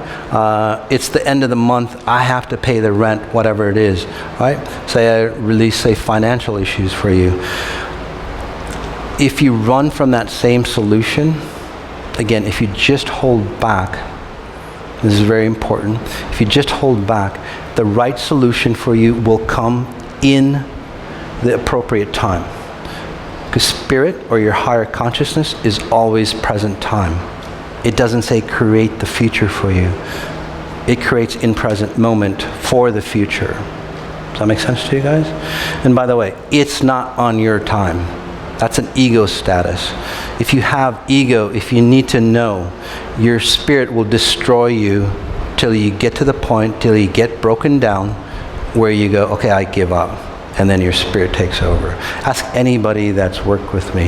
If you have an ego state, and that ego state goes, for those people who are like fearful or controlled, that's an ego state. You go, well, that's not ego. It is, because you're trying to control fear. You're trying to feel safe in an environment that you don't feel safe. That would be an ego, because you're trying to control. Okay? I know it's a hard thing to, say, fathom, but as you go through the process, again, that's an ego state. So it breaks down your conformity or your, say, need to know for future moments. Okay? So you back off, you don't make a decision. If you don't make a decision, again, most of your decisions that you would make, just think of it. The decisions that you make are of a conscious level and all the experiences that you've had in this lifetime, because it's a conscious state. Does that make sense to you? So the decisions that you make or the solution sets that you have are from the life experiences that you've had. How many life experiences that you've had was, like, say, successful?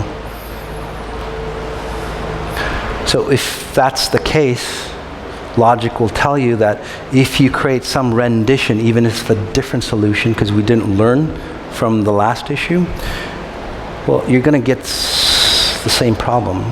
Okay? So that's why I say you hold back. Okay? You stay expecting that, say, your spirit has your back. And again, almost all the time, and I'll give you the exception, almost all the time, your spirit will come into you, provide you that aha moment. And you go, oh, wow, I didn't think of that. I mean, think of it this way. You know, you're trying to find your keys, or you're trying to find a solution for something. Your friend comes in, and it's like, oh, this is the solution. Or, oh, your keys are right there. But it's like, why didn't you think of that? Because you're stuck in that pattern or filter of how you see this reality. That solution set was not available to you. It's not that you're dumb or anything, but according to your background programming, you did not see the solution that was obviously there for you. Does that make sense to you? Okay? So when you wait, your spirit, just like your best friend that, like, takes care of you, okay, will start to provide you with solutions. And then that's where you start to become, say, more, well, they say you have to have faith, right? This isn't blind faith. You're actually getting, say, results. You're seeing little things happen. Start to notice those little things that happen to you, say, magically. Okay? It's not magic. At first, especially if you're, say, really intelligent or, say, scientist type, right? You go, oh, that should just happen naturally. It's just random events. It's not, especially if it keeps happening over and over and over again. Okay? Pay attention on why that stuff happens. Right? You get to see the mechanics on how your higher consciousness, say, creates this reality. So then you get to have a wider, say, set of solution sets for you. Does that make sense to you guys? Okay? So I want to ask you something. The solution sets that you have, again, if you're just 1% of who you think you are, compared to the solution sets that are possible for you, okay? The grandness that's out there, Which one would you rather draw off of? It's not a curiosity. Right? And I say that, and it sounds really funny. However, people who are insecure or need to control, they'll go, well, I don't care. I'm going to pick this. It's like, why? It didn't work for you before. Give it a break. Give it a chance. Right? Let's do this really quick. Let's take a deep breath there. Just notice where you are. And again, since you're in that space, it's easy to get you into those deeper states.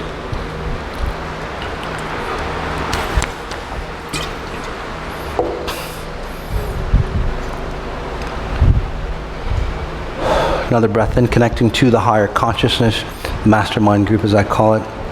And we'll just ramp it up a bit. It's a really good group.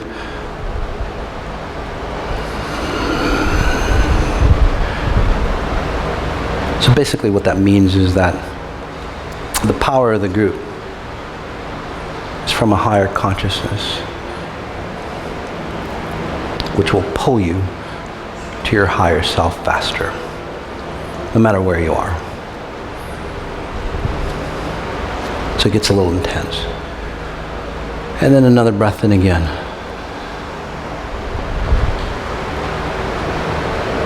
Asking yourself, how do I connect to pure source even stronger? Or how do I become a high performance human?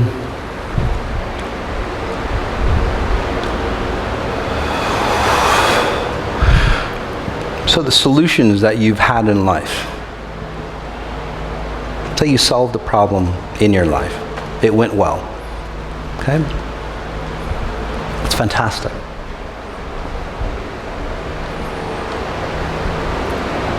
Notice where that comes from. Notice what part of your body provides you that solution. There's a certain part. Again, it comes from your higher frequencies, but you'll feel it in your body. The right solution. So there's a couple. You can learn a lot from this meta healing. So all the possible times that you got it right. Okay? You picked the right solution, things worked out well. Notice where it came in, that idea.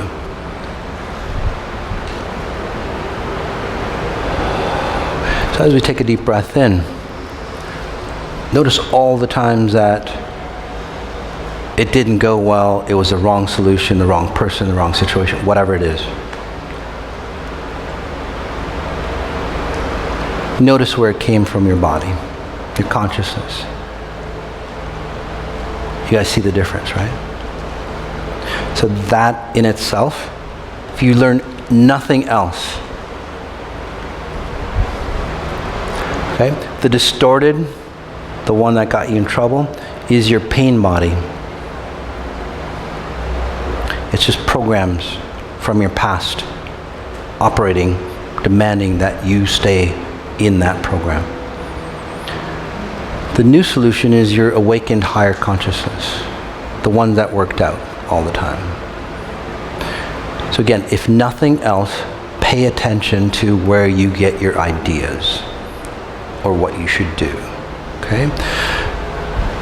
One caveat, again, is if you ask and you get no answer, it's because you don't need to know at the moment. Again, remember that it's always in the present moment. It'll provide you that answer when it's needed at the right time. So when you go and go, see, that didn't work. I didn't get an answer. It's because it's not the right time for you. Right? You can ask 100 million times. If it's not the right time, it won't tell you the answer. Okay? But if you get consistent with it, it'll tell you every time. So just be aware of that. Okay? As we take a deep breath in again, noticing your solar plexus or the sternum bone, the bone that connects your ribs together.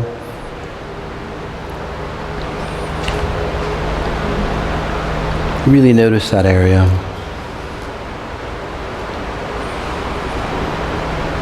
Some people make solutions from their heart.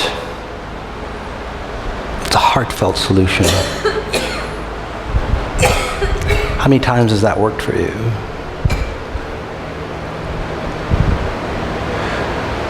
So many people make it from the groin area, right? It's that base instinct. How many times has that worked for you? Some people make it from the head space. You've gotten abused, distorted, whatever. You've decided to escape present moment, basically your body. You don't like this reality, so you're going to take over and you're going to think things through logically. Or maybe a little mixture of each. If you notice all those things, head, heart, groin, it doesn't matter. Why did you escape into your head? If you've gotten abused, okay, all the solutions that you're going to find, right, because you've escaped into your head, for example, all the solutions you're going to find is all about security and safety. That's the number one filter. You've gotten abused, right? You don't want to get abused anymore. You're going to think things logically. But the filter is of running away from abuse. That'll get you abuse all the time. Because you're operating from a solution set that includes abuse. That make sense? Even if you're running away from it, you're always fearful. So either way. So that's another learning step. As we take a deep breath in, getting to my point.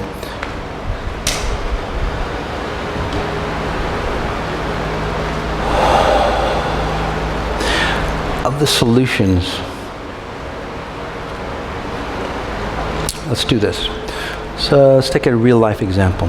A strong deep breath in, noticing the head area, the groin area, the heart area. And then not just the front half. You're a 3D model. So notice the depth of your head, not just your face. So notice your brain. Notice the back of your head. Notice the inside of the back of your head. Notice your heart. Notice, say, your chest cavity. Notice the muscles of the back, the spine. Right? Your groin. Notice the organs. Notice the details of your hip cavity. Again, it gives you more depth. Right? It actually solidifies a lot of people. Makes you secure. Right there for you.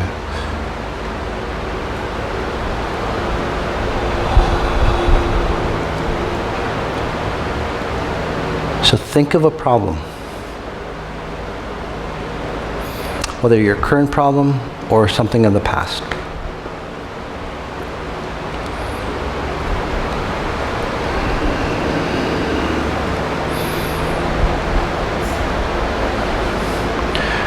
Think of all the possible solutions that you're physically aware of. And just say, if there was a number you had attached to it, what would it be? So you have a problem, you can resolve it in 5 different ways. Again, whether it's health issues, relationships, finances, whatever it might be. Think of that same problem and say, in a very short time, I helped you reset yourself and you're of a higher, say, frequency. You're attached onto your higher consciousness, that 99%. How many solutions to that same problem without changing your situation, your money situation, your spousal situation, or anything else, would you have access to?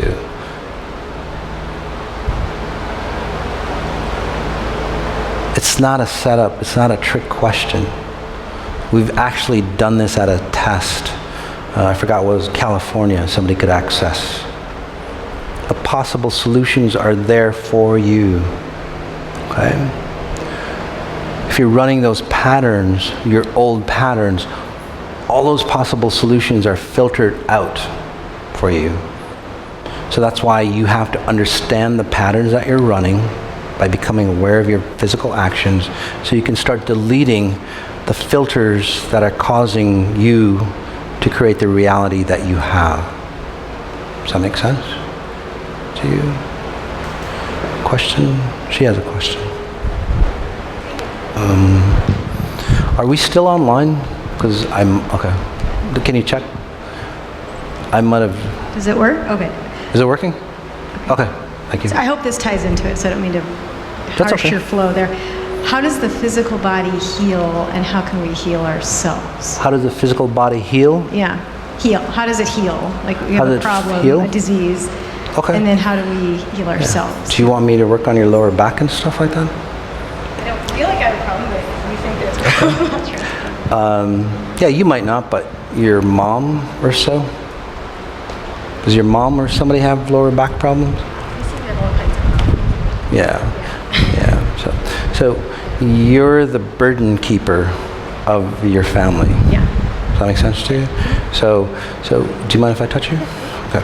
So let's go over here because that fan messes up the mic.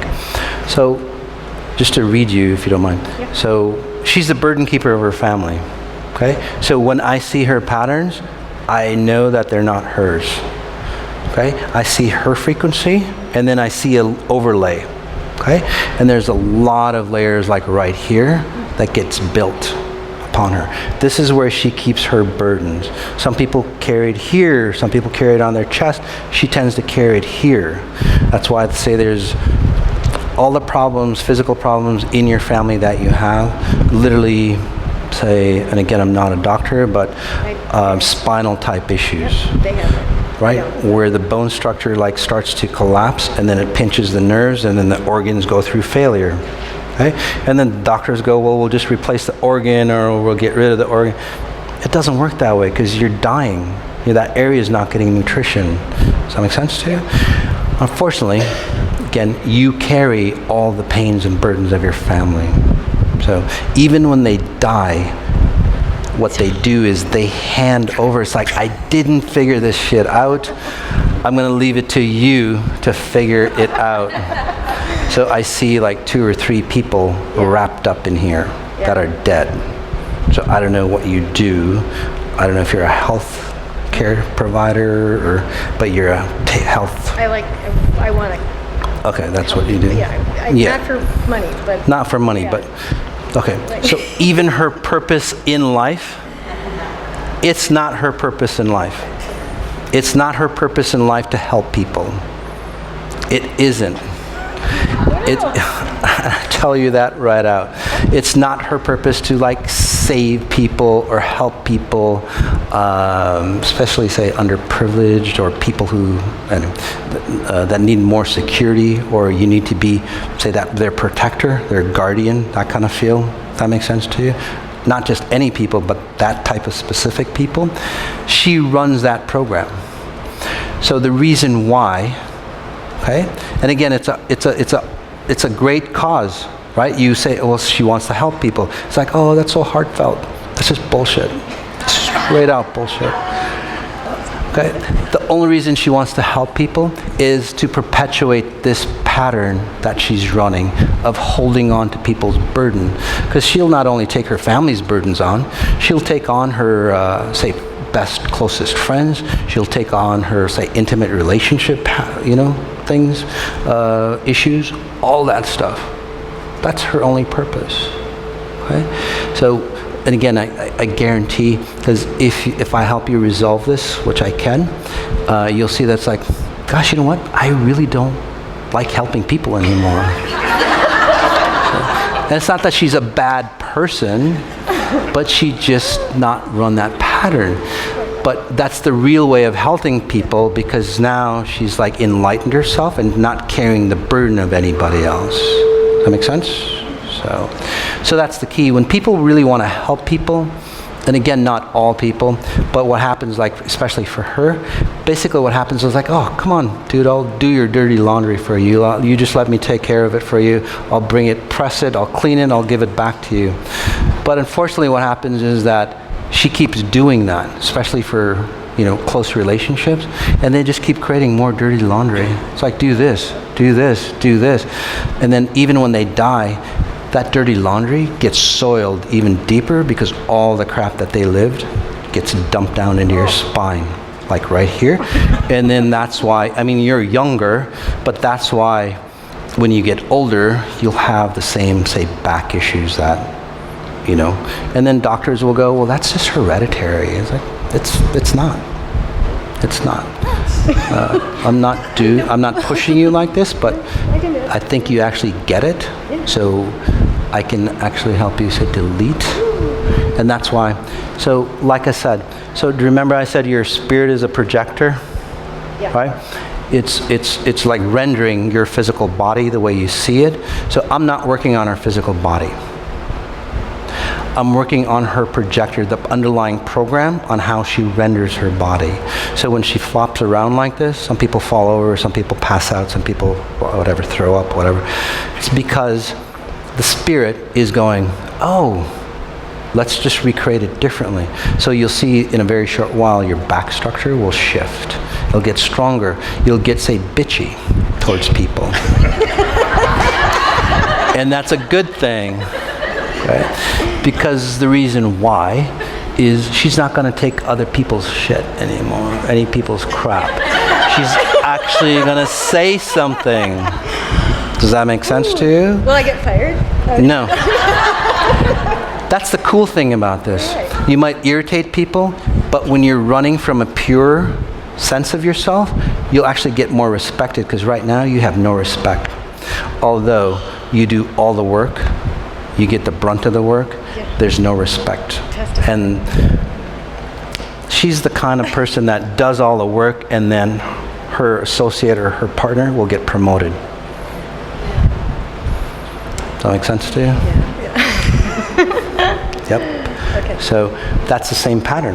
Yeah. Right? It's like, oh, you know what, I'll do it. You go have fun. You go make money. I'll just suffer here and do all your problems for you. So, anyway, let's get rid of that for you. I'll hold you up. I'm just getting rid of your heart, or heart pain, or relationship type pain for you. So, which is part of that. And you don't have a date here or whatever, or your date's not here? No. So we can talk about them. Yeah. So she attracts, I'm sorry. Yeah. So she attracts guys that are feminine or sensitive. Yeah. So, which is okay, but it doesn't make her feel like a woman, because she's the man, she's the caretaker. So after a while, it's like, God, I'm a sensual being, but why is there no sensuality in the physical act of intimacy? So anyway, not to get too personal, but whatever you gotta do. But anyway, let's get rid of that too. I feel sorry for you. So for her, okay, what'll happen, and again, I'm not pushing her around, that's actually her like shifting. So back to that projector. So her projector, or her, say, vital force or spirit, doesn't know how to render this body for a little bit, and that's why she shifts. Okay, so in the future, you'll see that this area actually feels looser. It might actually feel looser now, because the burdens of the family are disconnected. So for you, your confirmation of deletion is like 1, 2, 3. There's always like, you run with a group of women or people. Does that make sense? They're always around. Yeah, your girls. Yeah, she's even labeled it. That's so cute. You can have a seat. Sorry. So her girls. Okay. They're not her girls. I mean, they are, and maybe they are. They're heartfelt, but basically, it's like they just have like access, intimate access. They just dump their stuff, and she just naturally takes it on. Okay? So for her, confirmation is that she'll start to separate her identity from her friends, right? She'll pull back, right? She'll close that stuff off. And that sounds kind of sad. It's like, well, I'm going to lose my connection with my girls. But it's really not. They're just like sucking the life out of you, literally. Okay? Although it's heartfelt. They love you. It's really good. But the reason why, and one of the bigger reasons why, is because they can depend on you so well. So again, a distorted kind of love, right? So what this does is like resets you. So you'll pull back and you start to, say, train them, because they actually do really love you at a deeper level because you're bright. But what'll happen is like you start to make them independent and solve their own solutions. So for you, you'll step back, and then one of them, from what I'm seeing, that's a little more sensitive, she goes, why are you pulling away from me? Blah, blah, blah, blah. Okay? The reason, so just smile, okay? Because she can't say do that to you anymore. Say your mother, whether she's dead or alive, your mother, okay? So her mother, for example, for her, she'll act really, really friendly and loving. It's like, oh, you should come over, we should make cake or whatever you guys do together. We need some bonding time. It's not about that. It literally is like, oh, you need to come over so I can like re-stab that straw into you so I can suck the life out of you again. Right? So, and then she says no, she keeps confirming the deletions, and then it's like, what happens is like her mother doesn't get her way, and then her mother gets abusive. And then she demands, and then she'll get mad at you. Does that make sense? Do you see how those patterns work? Yeah, I know. So you can have a seat. Okay, You're welcome.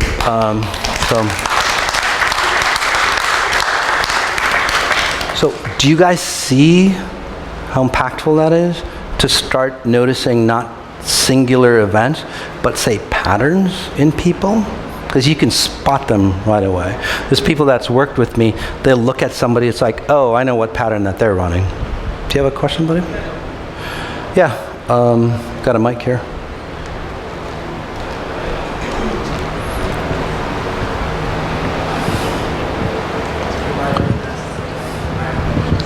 My name is Salvador. Your information about patterns, I knew about it with different terminology. I experienced patterns without even knowing their patterns. I experienced filtrations. I experienced NAMI. I mean, I'm really familiar with your argument. The fact is that I didn't know what it was. I just knew it. I felt it. Yeah. Now that I'm more curious about it, I'm very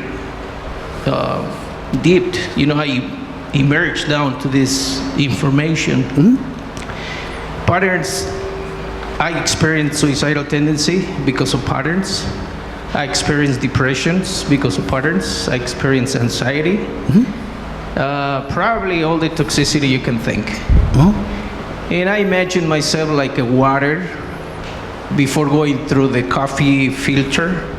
And then I come out like dark, like it's not me anymore. And I remember who I was and now what I am. Yeah. So all this toxicity filtration, I'm very familiar with it. I confront him by letting him, okay, do whatever you're supposed to do. I mean, literally there were days of non-sleep, you know, shaking moments. Yeah. But I stood it, this is not me. I'm not gonna let this, it's not you. Now me gonna take me to where I don't wanna be. Right. So yeah, well, now going really to my questions, are these patterns living entity within our consciousness, or are these patterns part of our defect and evolved component? And yeah, I probably will look into patterns. Yeah. And the next question is, do you have any book that I don't have any about books, patterns? but good question. I have podcasts. We're coming out with a book, but we have podcast. Just repeat the question? Yeah, I will. So your question is like, is this a pattern of like being... It's a strong. I mean, I pattern. experienced suicidal tendency because of how strong they are. So And then here's the solution. I could escape reality by using drugs, by smoking, but I choose not to. see how far I can go. And I tell you, it was not a good place to go. Yeah, I that's not a probably solution. recommend escape reality. That's a physical reality. So, so what was your question to condense My it? questions are: these patterns living conscious components that are our So, are these patterns living conscious components? right? Because it's like a virus. You also use the word virus. Do you want to just come up quickly? Let's just disconnect you. So, I want to use him as an example, okay? Because he's kind of like an extreme example of spirituality that kind of went haywire, right? So, no offense. So whether it's a religious structure, right? Like you have to do your Hail Marys, you have to use prayer beads, you have to go to the church, you have to, Sunday Mass, whatever. It's like a cult type situation, okay? So he actually gets connected to spiritual teachers or spiritual teachings that will pull him into a cult type status, no matter what it is, okay? So that's the number one observation that I see in you. So no matter what teacher that you've gone to, and this is how you get, messed up or seduced, because he said that my teachings are very similar, and a lot of people who are enlightened to a certain fact say that all the time. But then when they start to awaken, they go, holy shit, it's very, very different. Okay? So what they do is they sprinkle, bits of truth that resonate with you. That's how, politicians really work, right? They'll sprinkle bits of truth for you, and you go, that's right. As soon as you say that's right, you start to open your space, and then they start to sprinkle lies into you. Just like that, I call her Miss Unstable, right? She'll sprinkle truth of whatever, and then she'll go, Moss is a pedophile, and it messes you up, right? I'm not a pedophile, obviously, but anyway, so that's how that works. So you being in a trance state, because you get into trance states really easy over your teaching, so to speak. So literally anybody can seduce him, okay? So simple, especially if you're a guru type or you have some kind of status, okay? And it doesn't have to be anybody physical. It's a spiritual space. And what they do is and again, you might have tried drugs or like ayahuasca type patterns or whatever to go into those realms. But if you don't have proper teachers that are clean, they'll take you into their distorted realms. It's not a good idea to find yourself if you're trying to find yourself. Okay? You don't want to do ayahuasca, drugs, anything like that. Okay? I'm not condoning drugs, but if you do it properly, it allows you to awaken into those higher forms. Okay? And I've taken in those people, actually without using the drugs. I can take you into those states. So what's happened over time is that 1, 2, 3, 4, 5. It's almost like you've had 5 teachers, whether they're spirit guides or like actual physical teachers that actually one of them almost like fell in love with you and tried to seduce you and kind of like that kind of feel. But anyway, from what I'm seeing. So those teachers have abilities to log into you and then start to program you, even if you disconnect from them. Okay? Same thing with religion, same thing with that priest, same thing with whatever that you've been taught, especially as a kid. They can log into you and just keep using you, and it messes you up, right? It's like this guy. So for him, some of his teachers, not of this reality, they literally pull him into, different death realities, okay? He gets pulled into it, that space. He gets really euphoric, because death is actually a euphoric practice. If done right, if done wrong, you still get euphoric, but the outcome is like you commit suicide. That's why people get, pulled into suicide. Does that make sense? The reason why people disconnect or commit suicide is that your life force that creates this reality here, okay, that projector gets pulled away further and further and further. Does that make sense? Okay? Like a projector. Say you've got a projector, it paints something on the wall, right? An image. You pull that projector further away. It's harder to, render what's on that screen. Does that make sense to you? There's no life force anymore. It forces you to have an accident, commit suicide, all that stuff. On top of that, he gets seduced. And it's like, yeah, come on over. When you say cross over and you don't have the heaviness of this body, you can do fantastic things. It's not true. So again, people, and I bring this example up because many of you, even if you're not, say, religious or spiritual, your family, look at your family. If they're religious or spiritual, and and your family is, say, cursed, right, or dark, or a lot of diseases, strange issues, that say rendering of religion or spirituality comes from a dark source that controls you and it'll destroy you. If you run from a family of, say, displacement, so depression, anxiety, suicidal tendencies, he's not the first person if you look back in your history, there's like 2 or 3 people that have even committed suicide. And it's not that they were bad or depressed or their life was bad. This is what happens. So, especially as they get older, right? You don't have that energy or that strength to stay stable here. And then that energy that keeps pulling you away, okay, because it is euphoric, will pull you far enough away. Okay. Again, this is where that crazy lady goes, Moss talks about honorable suicide. So honorable suicide is literally cases like him, people who get diseased, right? They hate their life for some reason or another. It's like, I got to get away to get out of here. I don't want to commit suicide because that looks like, I'm weakling. So I'm going to cause myself to have cancer. And then they die of cancer or a tragedy or whatever, and then you feel sorry for that person, right? Because they died of cancer. It's like, so that's what I call honorable suicide. I'm not condoning suicide, but that's an honorable way to disconnect. It's an honorable excuse to be ill, and you go, well, I couldn't live my life because this illness happened, this illness happened, this illness happened, right? Those are all those patterns that people create as an excuse, an honorable excuse. So for you, my friend, 1, 2, 3, 4, almost 5 different realities that you get pulled into or pulled out of, and that's where that disconnect happens. And it's different than her shattering, or whoever it was, the shattering experience. He gets pulled out of time. So when he comes back, he goes, who the hell am I? And then he has to take time to go remember who he is. There you go. So let's put you back. So part of his symptoms, like many of you, sometimes say it's not,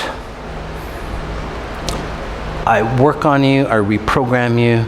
It's not like you feel good the next day. A lot of you, again, like 40% will feel good, 60% will feel minimal to, say, extreme, like the last 5%. So what is that? Is that, say, the surgery was successful for you, right?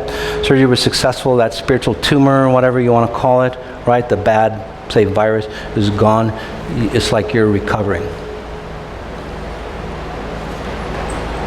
There you go. So again, that's part of confirming those deletions.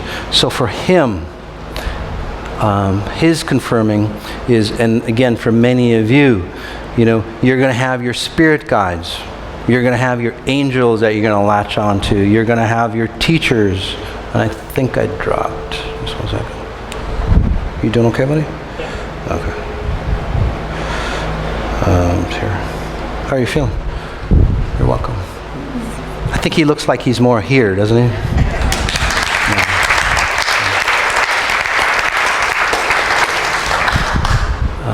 And if I wouldn't have helped you, he would be probably a good candidate not to be here in a very short while, no matter how good his life would be.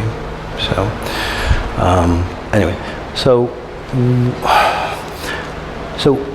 you're going to go back to your angels. Yeah, you're going to go back to your angels, spirit guides, teachers, healers, whatever.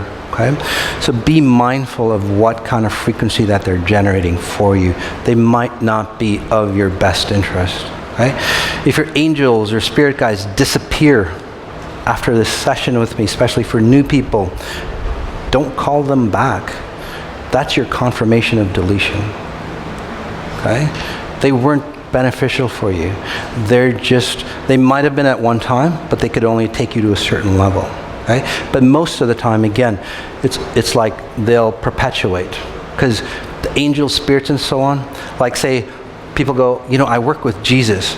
I'm not saying you do or you don't, but if you're not getting healed, working with Jesus, you're not working with Jesus. Straight out. Okay? If you're connected to a Jesus frequency, things in your life will heal. It's not, if your rendition of Jesus would be pain, abuse, victimization, right? Because that's what he suffered from. That's not the real Jesus. So, do you have a question, buddy? Okay, hold on really quick. Can I just totally intervene really quick? Sure. See, the thing is, I consider myself as a Christian, and actually a very dear-hearted Christian, because I don't follow... The thing is, what a lot of people don't understand about Christianity is a lot of people now these days look at it more like a handbook than it really is in a following path of guidance. Sure. And so the thing is, I kind of have to disagree with some of the things that you've said, because honestly, one, Jesus did not victimize himself in any way of putting himself in that position. He did something that not anybody really ever could put up themselves in a position anyways. He sacrificed himself in the meanings of the greater benefit for everybody else to basically serve their life as their own purpose. Yeah. So, and I strongly believe that, because even if that's true or not, people do sacrifice themselves in a moral stature for. Okay, so cool. Also, I've had a lot of issues with actually trying to pull myself even out of thinking that suicide is even a good consideration to take. Why? Because the thing is, when you say that there's an honorable suicide and somebody is forcing that on themselves, I don't think that's honorable whatsoever. I think that is the most. I don't know if you've ever even know what it's like to go through that. I'm literally, my heart rate right now seeking see that. this. Yeah. So let me just clarify that. Okay. Just want to clarify. It's not honorable, although it looks like a good excuse to die when people die of cancers, right? So to that person, that's their best possible solution. You're right. It's not an honorable way. But for that person, that's their only solution that they realize. Now, just to go a little deeper for you, okay, I've helped a ton of people remove that idea that they hate their life, they don't know anything else, just like we practiced, all the possible. I help them open up to the other possible solutions, and they go, holy shit, wait a second, I don't have to commit suicide by cancer. In fact, I can just get rid of this cancer. And they get rid of the cancer. So they don't have to say die, and then they divorce or whatever hell they do, they straighten their lives to feel really good about themselves. Okay? So, I promise this won't be any more than a minute or a minute and a half. Quickly. Huh? Because that's all you have. Good. I'm just saying that basically the reality of why people commit suicide is either they have basically gone so hard down deep into not knowing how to get back in touch with life that basically living in that stage is probably being better for them to try to pull themselves back. And so that's where death comes inevitable in making that kind of decision. Right. And so also, to save time, I want to speak on a little bit with the interaction of reality, but I want to basically kind of cross over and ask you, what if reality isn't interacting with you the way it's supposed to be? You're right. This is a simulation. So getting back to you, do you want to just come up? I'll just work on you. What the hell? So getting back to you, again, as far as, it's pretty much what I said. Basically, he said it, that you try to come back and find yourself. So what did I say? It's a separation of your identity between your higher self. And so we're kind of saying the same thing. I think you're really, say, upset or uptight because a lot of the things that you believe so solidly as a deep Christian is not working for you. And then you're going, well, why the hell isn't it working for me? And now this guy is telling me that, hey, but, you know, in reality, we're actually seeing the same thing. Did say Jesus suffer for your sins? He actually did. Not to save your ass. Not at all. Because nobody can save you. Right? Nobody can save you in any way. I'll give you the real reason why, say, Jesus died for your sins, is because we all kept him down. Okay? He couldn't ascend to the higher realms, so he checked out. Okay? So think of it this way, just to make it clear. You're tuna, okay? You're stuck in a fish net. So now there's tons of tuna, right? Jesus was that one tuna that was awakened. It's like, hey, the light is over here. Come on, guys, follow me. But he didn't have enough strength to pull all of humanity up, right? Can you imagine all the fish going one way, that one fish going the other way and going, come on, guys. So that density, that heaviness of humanity, in reality, Jesus did die for our sins. Again, not to save your ass, but because you limited him to ascend to a higher version of himself. Okay? So Jesus in his purest state, outside of religion, okay, is a fantastic, beautiful human being. Okay? But inside of religion, a lot of distortions. If you did practice religion, and I'm just putting it out to you, why are there so many priests like abusing kids? Why there's alcoholism? I just heard a story that, you know, it's not sacred to divorce. So in a lot of situations, right, it's anti-religious, they'll kill their spouse. They think it's cleaner that way, or it's better in the eyes of God. That's just straight out bullshit. It doesn't make sense, okay? So what you're going to do after this, and the reason why you commit suicide is like you are in fractals of time. So when you see time, it's like having different lenses, if that makes sense to you. He can't see focus on this. When he sees, it's like one side is this way, one side he sees this way, and they're different realities, and it really messes him up mentally, and even his coordination is like off physically and stuff. So he's probably not that coordinated, although he tries. That makes sense? Because again, he sees different realities at the same time. Think of it this way. You're watching two movies, one streaming in one eye, one streaming in the other eye. Can you really keep track of what's going on? It'll fuck you up. It'll distort you and it'll drive you crazy. That's why sometimes you feel like you're going crazy, especially at night, because you totally become aware of all the stuff that's happening to you. Okay? Again, it's got nothing to do with the purity of Christianity, religion, or anything like that. It's just straight out physics. Let's just throw you into this reality, my friend. And then we can see if what I say is bullshit or not for you. How's that sound? Okay?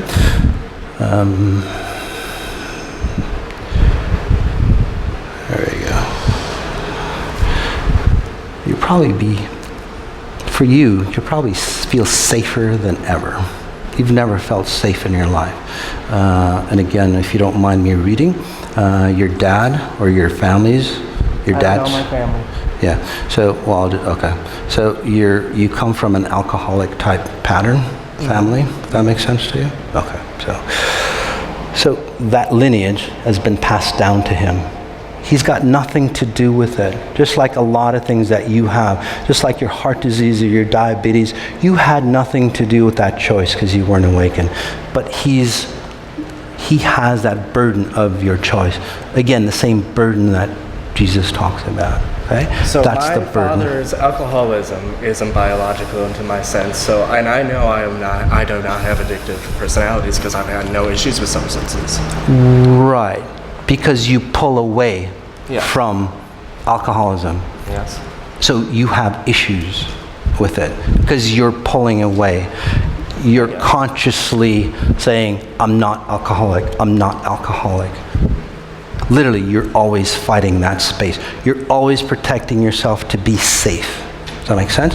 Because, again, you probably saw a lot of distortions in your family, a lot of drama in your family, and then you run around trying to find a safe spot, right? So he's opened up 3, 4, 5 different realities. He can literally escape. So what that means is, like, in a crowd, he'll disappear. You won't see him. He's that good at it. In a relationship, he'll disappear.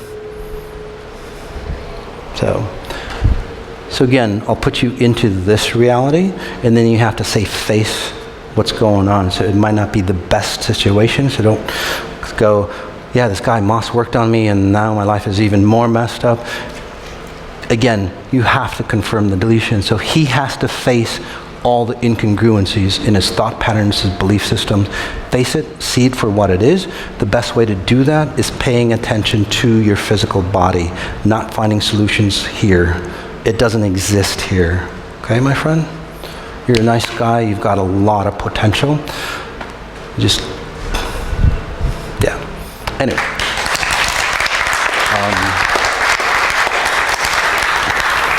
It's 21:30. So this is, we're going to connect to even a bigger group. And this is part of the 21-day meta healing. It's an advanced group. It's called the Accelerated. So for some of you who are new or a little sensitive, again, later on, you'll feel the intensity. Okay, as you say, detox. And again, detox, all it is about you separating from the distorted identity that you've created for yourself. Or basically, you've inherited from your family. Let's put it that way. You weren't awakened enough. So you've created this distorted identity of you. So detox is that separation of who you really are, your grandness, the thing that Jesus talks about, or Buddha, or Muhammad, or whatever, compared to, say, the weak individual that humans operate on. Does that make sense to you? The pain, okay? That's, say, the detox feeling that you have. Okay? For some of you, a good number of you, it's like, hallelujah, get me the hell out of my old life. Okay? And those people hardly have detox. Again, detox is not part of what I do. It's not part of exponential intelligence. It's how you create your rule set. The others, you go, well, my mom abused me, and then it's like, well, why did my mom abuse you? You know, abuse myself. And then you go into the storyline. When you start doing that, okay, it gets a little more painful for you. Does that make sense to you? Okay? So detox has nothing to do with me. Your level of detox has nothing to do with me. How I run, say, exponential intelligence. It's all your rule set. By the way, exponential intelligence, that body of knowledge that I talk about, detox is not part of that. For you to, say, come into what I would call the club, for you to understand what exponential intelligence, you have to get rid of all your crap that you've brought along. You can't bring that contraband into that reality or that consciousness. You have to let it go at the door. It won't allow you to enter into that space.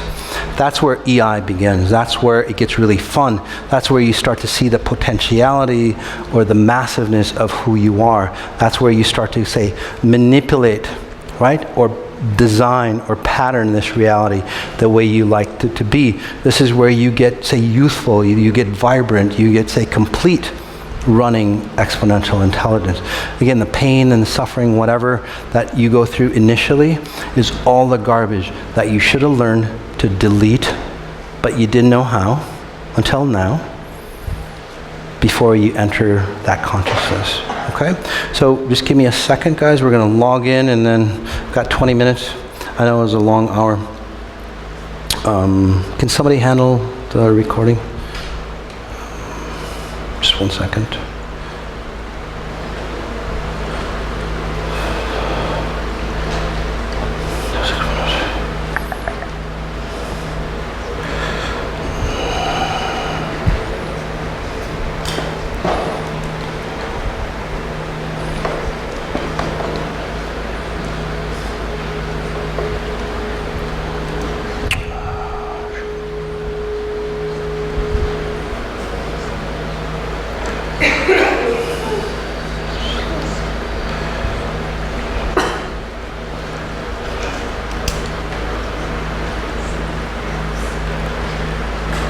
So we're logging into, say, worldwide, a meta-healing group.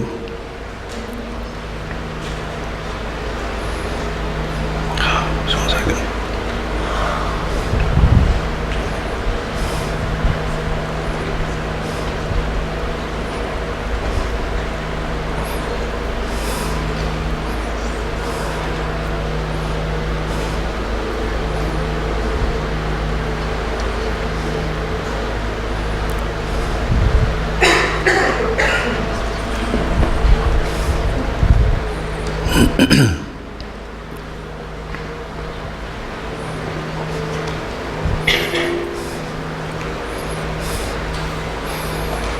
Can we just double check if we're on both lines? We're good? All right, buddy, thanks.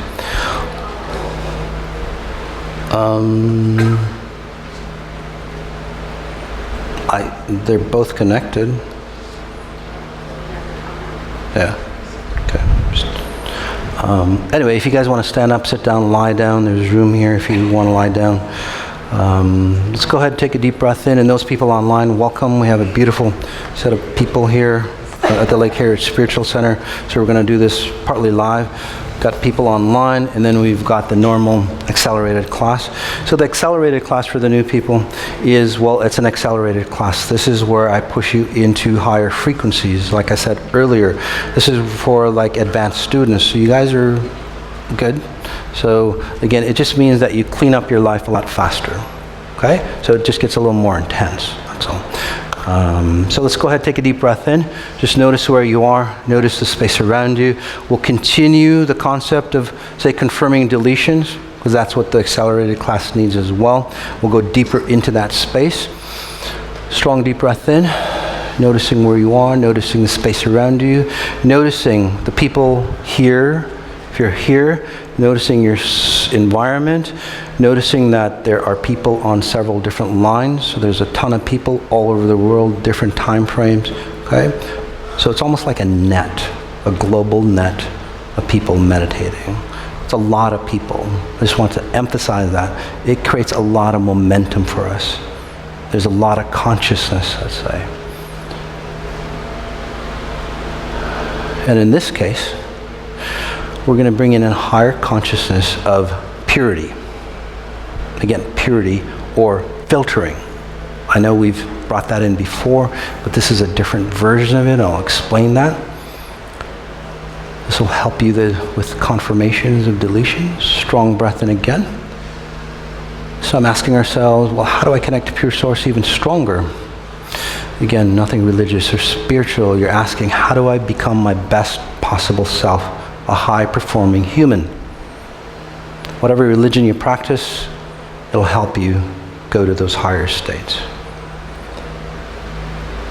As you settle in, whether if you're new, settling into your space, if you've been here before, your pedestal, the base, the core of the earth, will breathe in, either from the core of the earth if you'd like, or from your base, right, your groin area. Breathing in complete. Nice strong deep breath in, holding that space, and just noticing your internals, noticing your organs. For the advanced students, you know what to do. For people who are new, again, notice your organs, the brain, the eyes, tonsils, ears, right?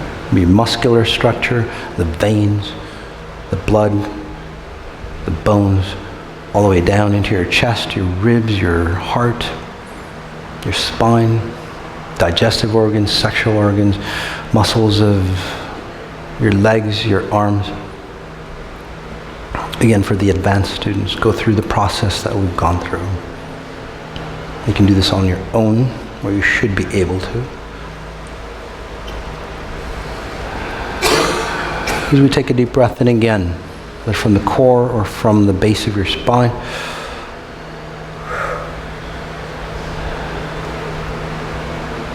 Just notice your body. Again, just notice it. There's no judgment. If there is, note it.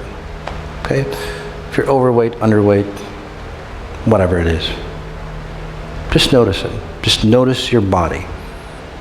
Without judgment would be preferable.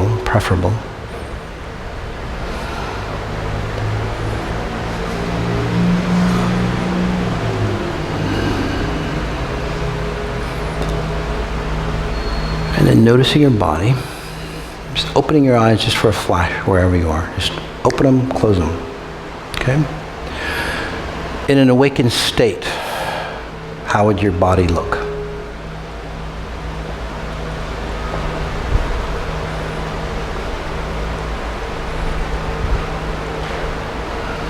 How would your health levels be? How would you age?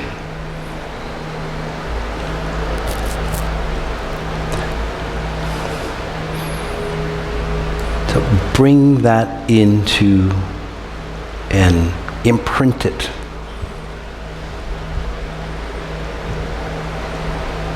Into your memory.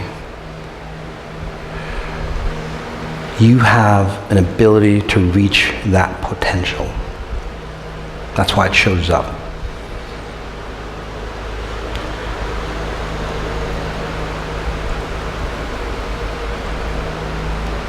Again, really feel, be, live from that body. We'll make it really simple. Here we're talking about confirming deletions. There we go.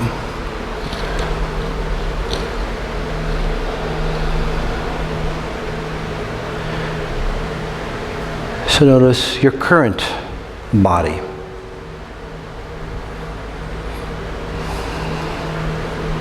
Notice your optimal body, your high performance self.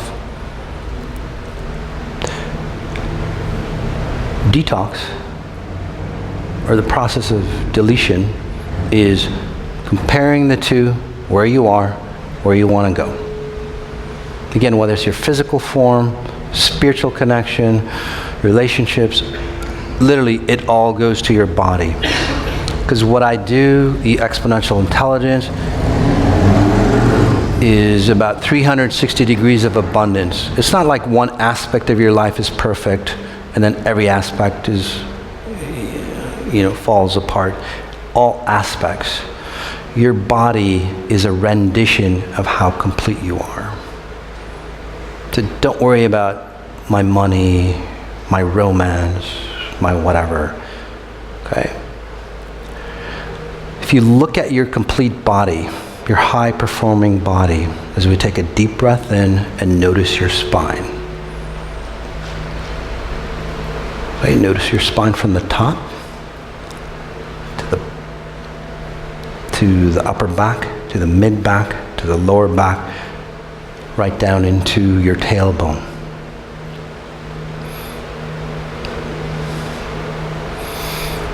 If you can look at that complete body,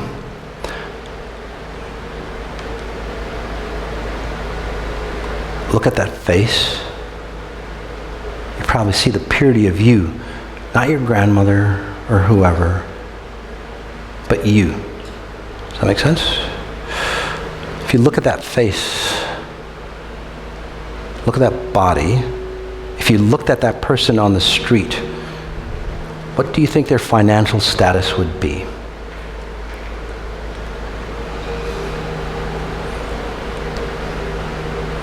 Their relationships, their health, no matter what age, every aspect would be the complete. Again, the shape of your body, the identity of your body, who you are, gets closer to your, say, optimal self.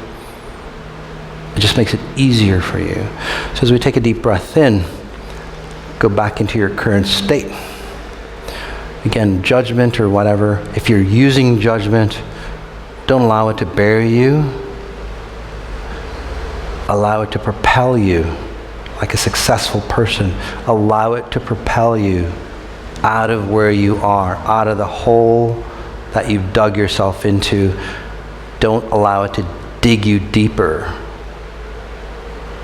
That's the only difference.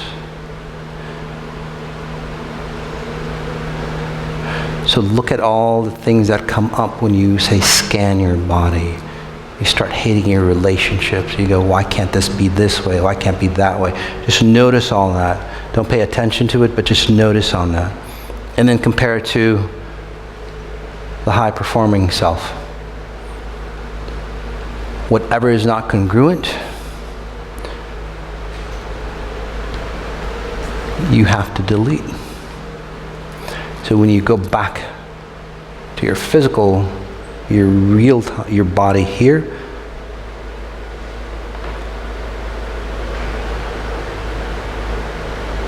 all the problems that you're seeing, all the incongruencies, it's not about hating them. It's about going, okay, this is where I am. What do I need to do to get to that optimal self? And it's not a mind trick. It's not imagination. On the back end, I'm helping you reprogram yourself. Whether you come from spiritual distortion, religious distortion, you coming into the purity of yourself, purity of the religion, the spirituality that you practice. Not moving away from anything like that. It's really bringing in a pure belief system. And if you don't, you get to understand yourself better. Doesn't matter.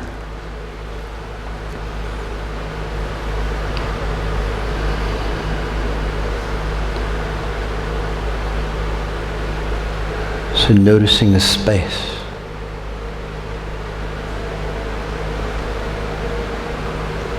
Noticing your current body structure, your spine, your skeletal system.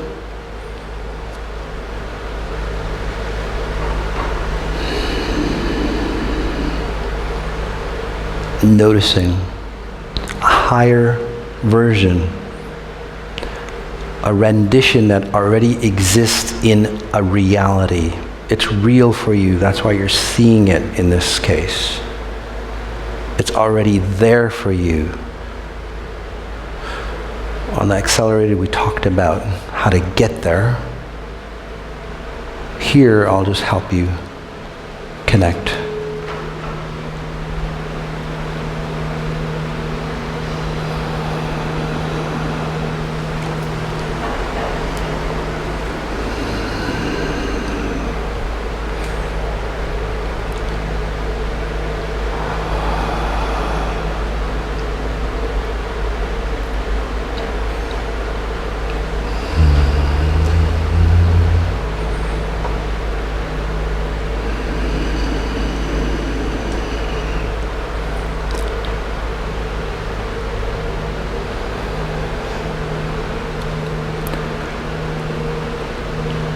Whatever gets in your way.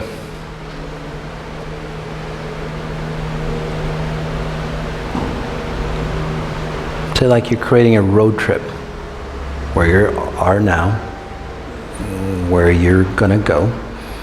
Whatever gets in your way, you have to confirm that deletion. You don't change your path.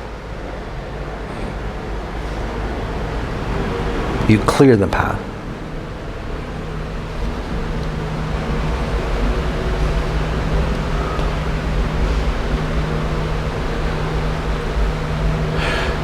You have to watch out for potholes so you don't fall into the same stuff that you used to. Again, the best way to do that, okay, is be aware of every conscious move that you can. If you're successful even 5% of the time throughout your day, you're way ahead than humanity. Just noticing 5% of your day.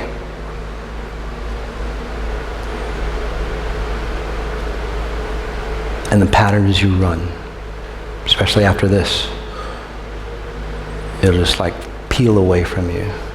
You don't have to find solutions. Those solutions will show up for you.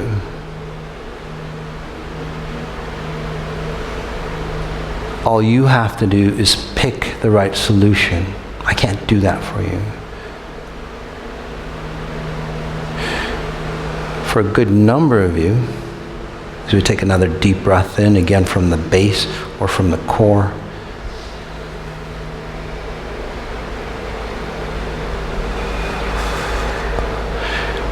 You'll see your normal reaction to that event or situation or person. And then you'll see a new solution.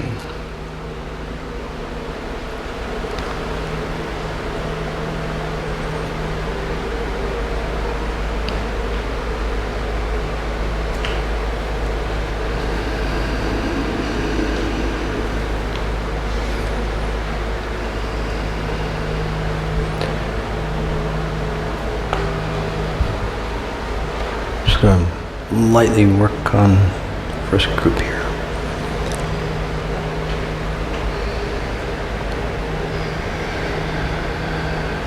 So as I push you into that deeper space, can help you imprint your high-performing self.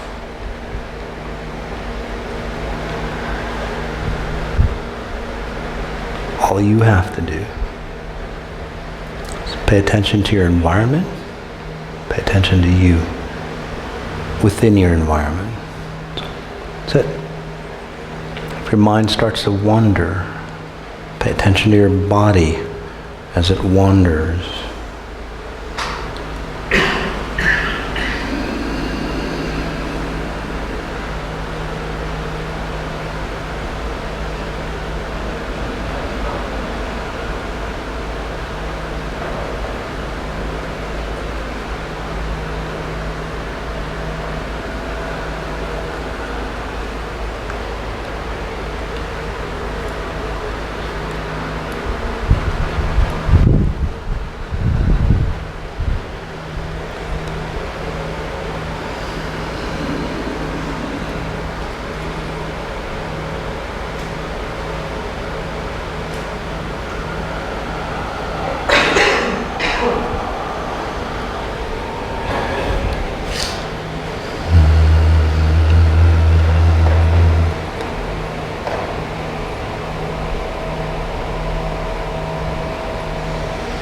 Again, noticing your breath.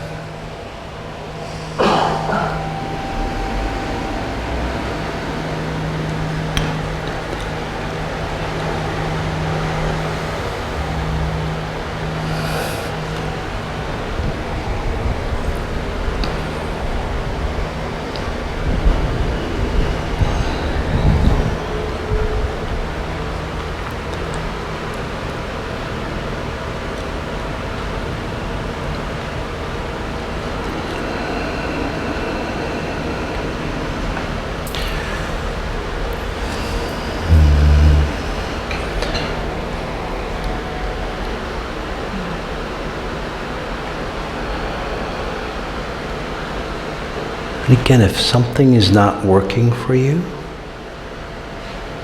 if it hasn't worked for your parents,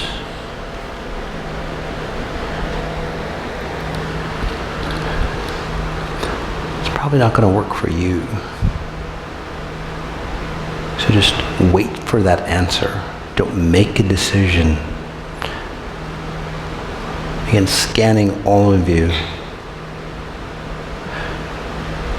In about 99% of you, your spirit is awakened, even if you're new, to a level that if you just wait and expect, a higher solution will come for you or to you. Okay? If you're in a bind, you need to know right away. Again, that's your pain body. That's that control system that's trying to destroy you. It's a little harder, but just don't give a damn.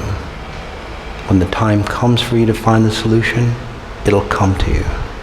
Okay?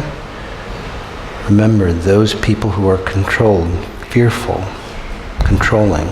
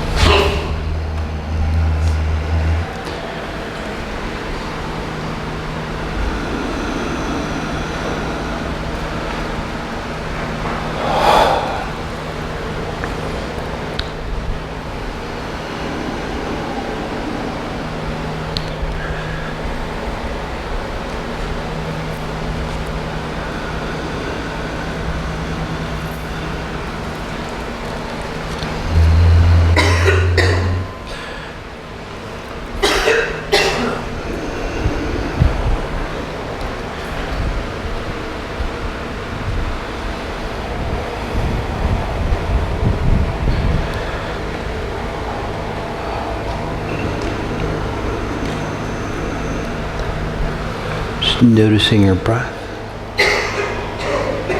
So just go a little deeper.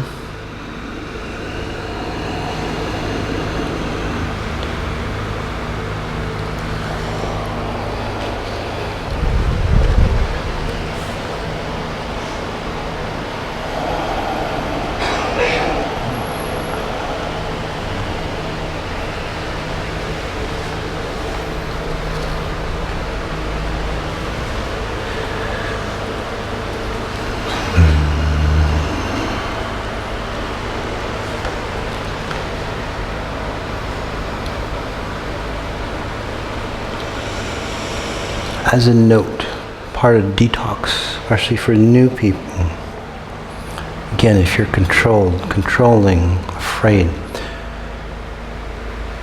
there's going to be a lot of crap that comes off you in a very short time. You'll get scared. Again, the same old patterns that have, say, controlled you in the past. It's got nothing to do with me. You'll see darkness, you'll see entities, your spirits, or whatever has controlled you in the past. It's nothing new. They've always controlled you. Now you're seeing what controls you. That's the key. You're seeing your current state of self. You're seeing your current state, and then you're seeing your higher version of yourself. Okay?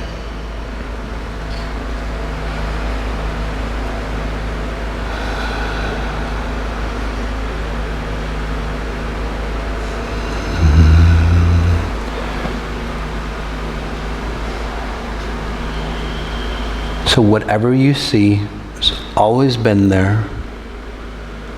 Think of it this way. We go a little deeper.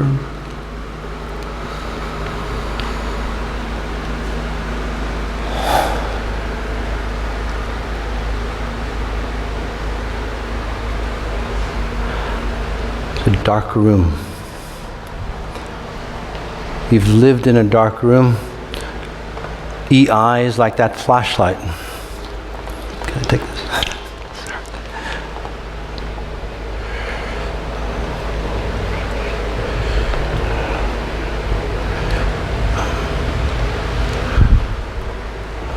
EI is like that flashlight. So you're in a dark room or dark reality. You don't know where you're going. EI turns on that flashlight. And then you get to see, it's like, holy crap. This is all the stuff that's been in front of me. This is all the stuff that has stopped me from seeing my high performance self or getting to that high performance self. Detox, confirmation, is looking at that stuff that's blocking you and getting it out of your way. Again, whether it's disease, cancers, health issues, people have reclaimed themselves from suicidal tendencies, bankruptcies, whatever it is. When you start performing at that high performing self, there's no way that you're in lack. That's not your default state. It's not a learning experience. It's not something that you, say, pleasure when you're dead. You pleasure it right here, right now. It's just a fallacy. You're supposed to be at your optimal self in a physical form.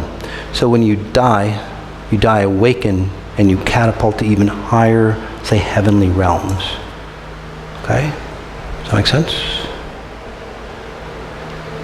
So as we take a deep breath in, just noticing the space around you, as we end, for those who can continue on, especially those online, highly encourage it.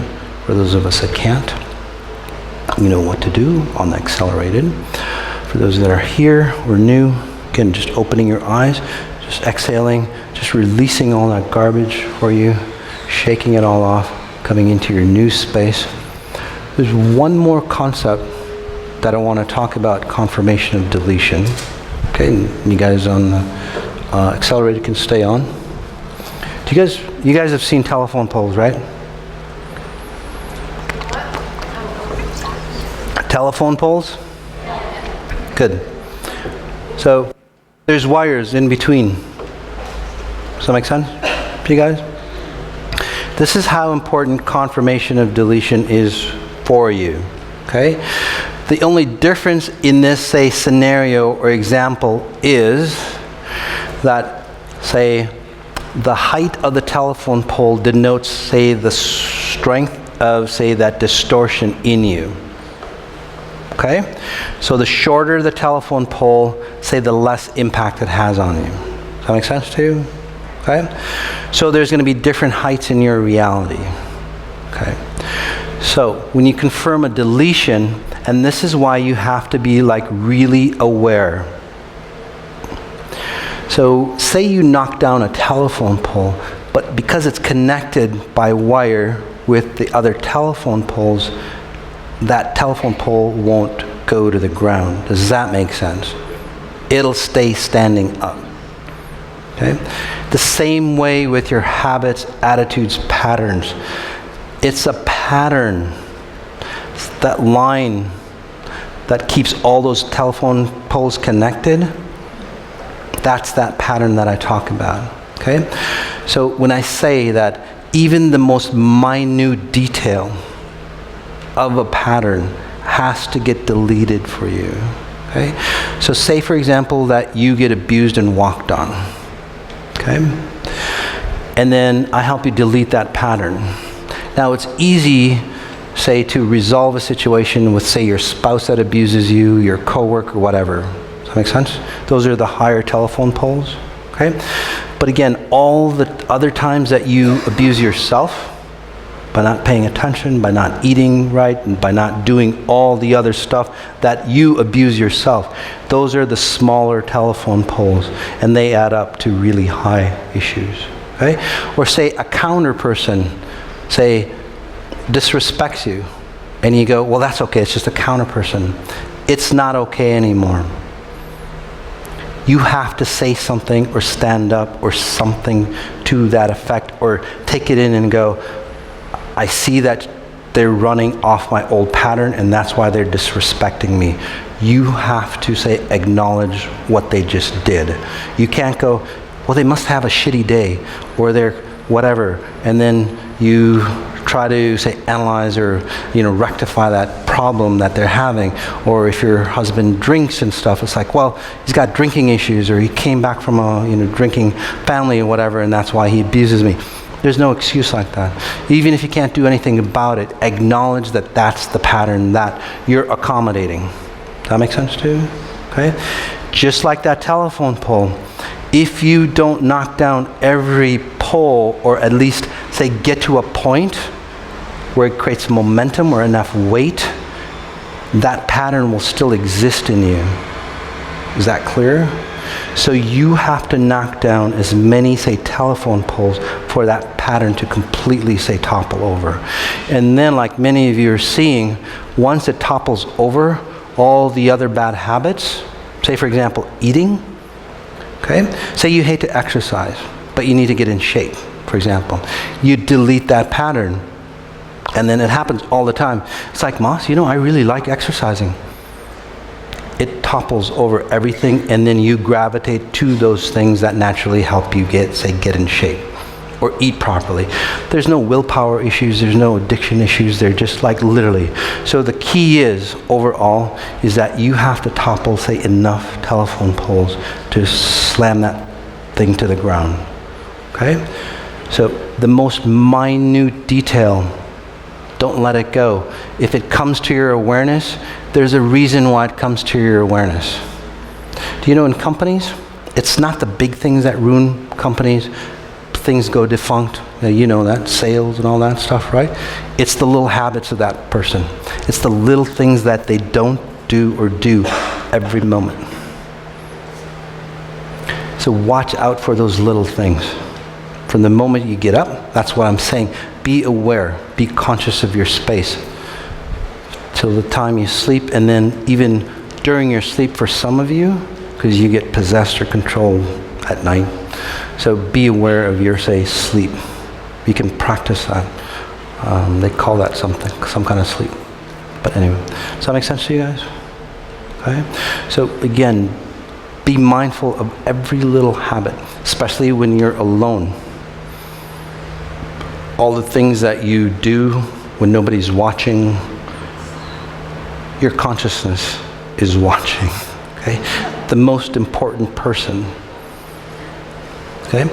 Because that's the real you. So be mindful of that. And then you'll see you get to change really, really fast. All right, guys? Hope you enjoyed this space. As a note, tomorrow we open up some industrial group healing. So what industrial group healings for the new people is that within a group, I don't know, from anywhere from 8 to 12 people, I'll work on you for about, say, 40, 45 minutes or up to an hour. And then within that group setting, that guide you into those deeper states, we talk one-on-one. And you can ask me any specific question that you want, as well as me helping you reprogram yourself at that time. So it's quite powerful. So there's some openings we just opened up, so due to demand. Tomorrow you can see the lovely Faye, or where's Alina? Alina's up there. What do they do? Go online or? Yeah. Oh, I can't hear you. I'm sorry. Yes, online. Okay. Also 2 questions about deletion. Oh, okay. So I guess we're not done yet, sorry. So there's some online questions. So again, you can go online if you want to register, or again, talk to some people here. This question is from us for confirming your deletions tonight. What happens when you awaken and you fail to confirm the deletions? And how do we know that what's been deleted? Does your awakened spirit, say, leave you if you fail to confirm, say, certain deletions? No. If you're failing to, say, confirm, your spirit doesn't leave you. It's like, you can't learn, let's get out of here, you know? Because you'd be dead, because that's your vital force. Basically, you just keep running that pattern, but it gets worse for you because you're awakened at a level, okay? So, again, at some level, you will awaken. Unfortunately, for some people, they awaken when they're crossing that threshold of death. That's an awakened state for some people, unfortunately. So that's what happens, but again, none of you have to worry. So what happens, again, is that how do you know that you've confirmed the deletion? The issue, the problem that you have does not exist. Like, say, addictions. It's like you wake up one morning, it's like, damn, I don't feel a need to abuse myself whatever way. Or you'll attract a relationship that actually works out. Again, it is a learning experience, say, in relationship situations, right? You have to, say, kind of check off the type of person that you want to attract. You have to learn about that. Again, that's deeper, say, knowledge. How to confirm deletions that happen in our sleep. So that's what I was talking about. So some of you who get, if you want to call it possessed or controlled from other experiences, you get pulled into other realities. Again, I forgot the type of sleep, but you can say program yourself to say, if I start to awaken, or I will start to awaken if I get abused, if I get controlled, if I go into other dimensions, because there's a good number of you online or here that do get, say, controlled, okay? Or, say, loved ones start to, say, envelop you or use your body, because that's the family culture. So all those things happen for you. So you can start to train yourself. So if that happens to you, or if you get pulled out of your body, you can, say, wake up and then regain control. So that's just a little, and it doesn't take that long. One of the best things, if you're controlled like that, okay, is to play a 21-day meditation or something in the background while you sleep. It keeps you protected. If you have kids that get scared at night and so on like that, play the 21-day meditations in the background. Especially for kids, you'll see that they'll be the safest sleep ever, and they can sleep, because they do get terrorized and pulled into other realities, okay? Just like many of you. How many had imaginary friends when you were young? Just raise your hands. Quite a few of you. They're not so imaginary. They're literally of the other realm. You get pulled in, okay? They'll use you. That's why they're friendly to you, okay? So, does that make sense to you guys? That stuff does really happen. By the way, all that stuff, it says it in the Bible, the Quran, all the religions, they talk about errant spirits. So, not just my stuff. One last question, this gentleman here. I just wanted to say I agree completely with you. When I was was 7, 8, 9, I was terrorized at night. I couldn't sleep alone. Yeah. And then I had a bout of marijuana use when I was a teenager, and it all came back, and it was even worse. Spirits attacking me. I'd fall asleep, they'd pick me up, throw me out of bed, things like that. And after I stopped the chemical use, it just kind of went away. Yeah, so that's why I say you don't want to do chemical use. Sometimes, like for you, for example, it's like there's no other solution. I'm going to try chemicals to like escape this reality, but then it gets worse. You get attacked more because it's like now you're totally out of control and there's nobody controlling you. So there's, just come up here, buddy. I feel, and last one. So this is where people like wake up and they have bruises on their body, stuff like that, and they don't know where they got them. Literally other entities or spirits or whatever you want to call it, they literally come in and just ransack that body. Okay? By the way, in a physical form, those people, they get pushed around, they get abused, they get distorted. These are people who, say, would get abducted. Right? If you're going to get abused, if you run patterns of abuse like you do, my friend, you're going to get abused here or on the other side. Okay? Is that your wife or sister? You're a protector. She is. She's a protector of not only you, but one other person that I'm seeing. Okay? She watches out for you and literally like wards off people. So, but it's really draining for you. Okay? Because it's almost, you have to be vigilant of not your presence, but then the other two people from what I'm seeing. So it's nice to have a sister like that. But again, it gets burdensome, so let's pull you back in.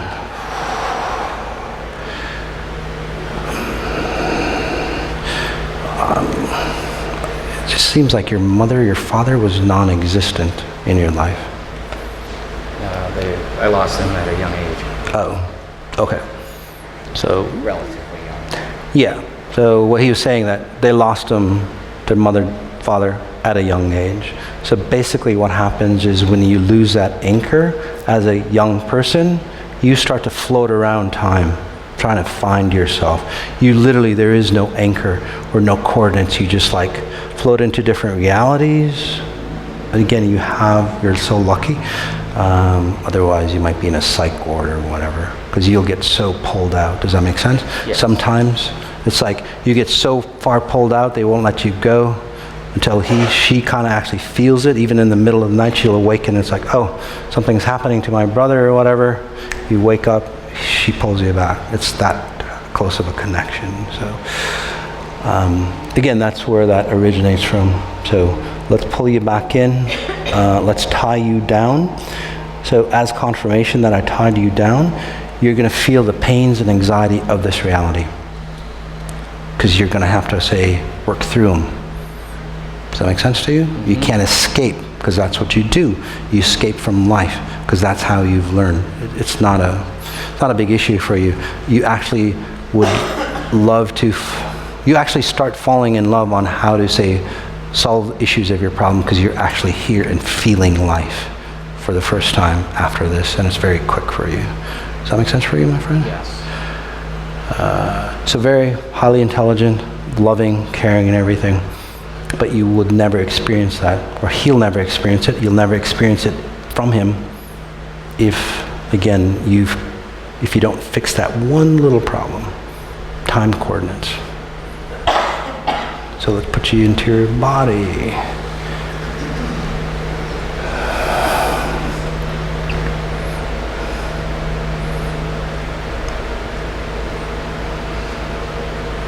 How do you feel? Good. Good. Like you're actually Thank you. here. Thank you. Now, your eyes will actually change. Your eyes see out there, not here. So later on, I can help you, say, use those abilities of what you've been, say, pulled out to your benefit. Okay, my friend? Yeah, you're so welcome. All right, guys. And again, it might look magical, but like for him and the other people I've worked on, it literally starts to change their lives really that quick. It doesn't take a lot, really. So thanks for being here, guys. The podcast is free if you're interested. 21-day meditations, meta healings, highly recommend. First 4 days, every month we do a new 21 days. The first 4 days are free if you're new. You can test it out, try it out. Right? See if it helps. If it doesn't, well, it doesn't for you. At least you tried. But most likely it will. If you have comments, again, tomorrow we have industrial group healings, if you'd like to do that. Then Sunday, if you have kids, I don't know how much room we have, but bring them out. We're going to work on them for free. Okay? 0 to 18. Well, 1 to 18. Or 0 to 18. So if you're pregnant, I can work on you. So, all right, it's really cool. So again, thank you guys. Notice what you notice. Notice the detail. Oh, one more thing, guys. If you bring kids, just register online. You have to register. Yeah, you have to register online. Okay? So if you want to bring kids. You're so welcome. And I want to thank Gary. Thank you, guys. Thank you so much. Thank you.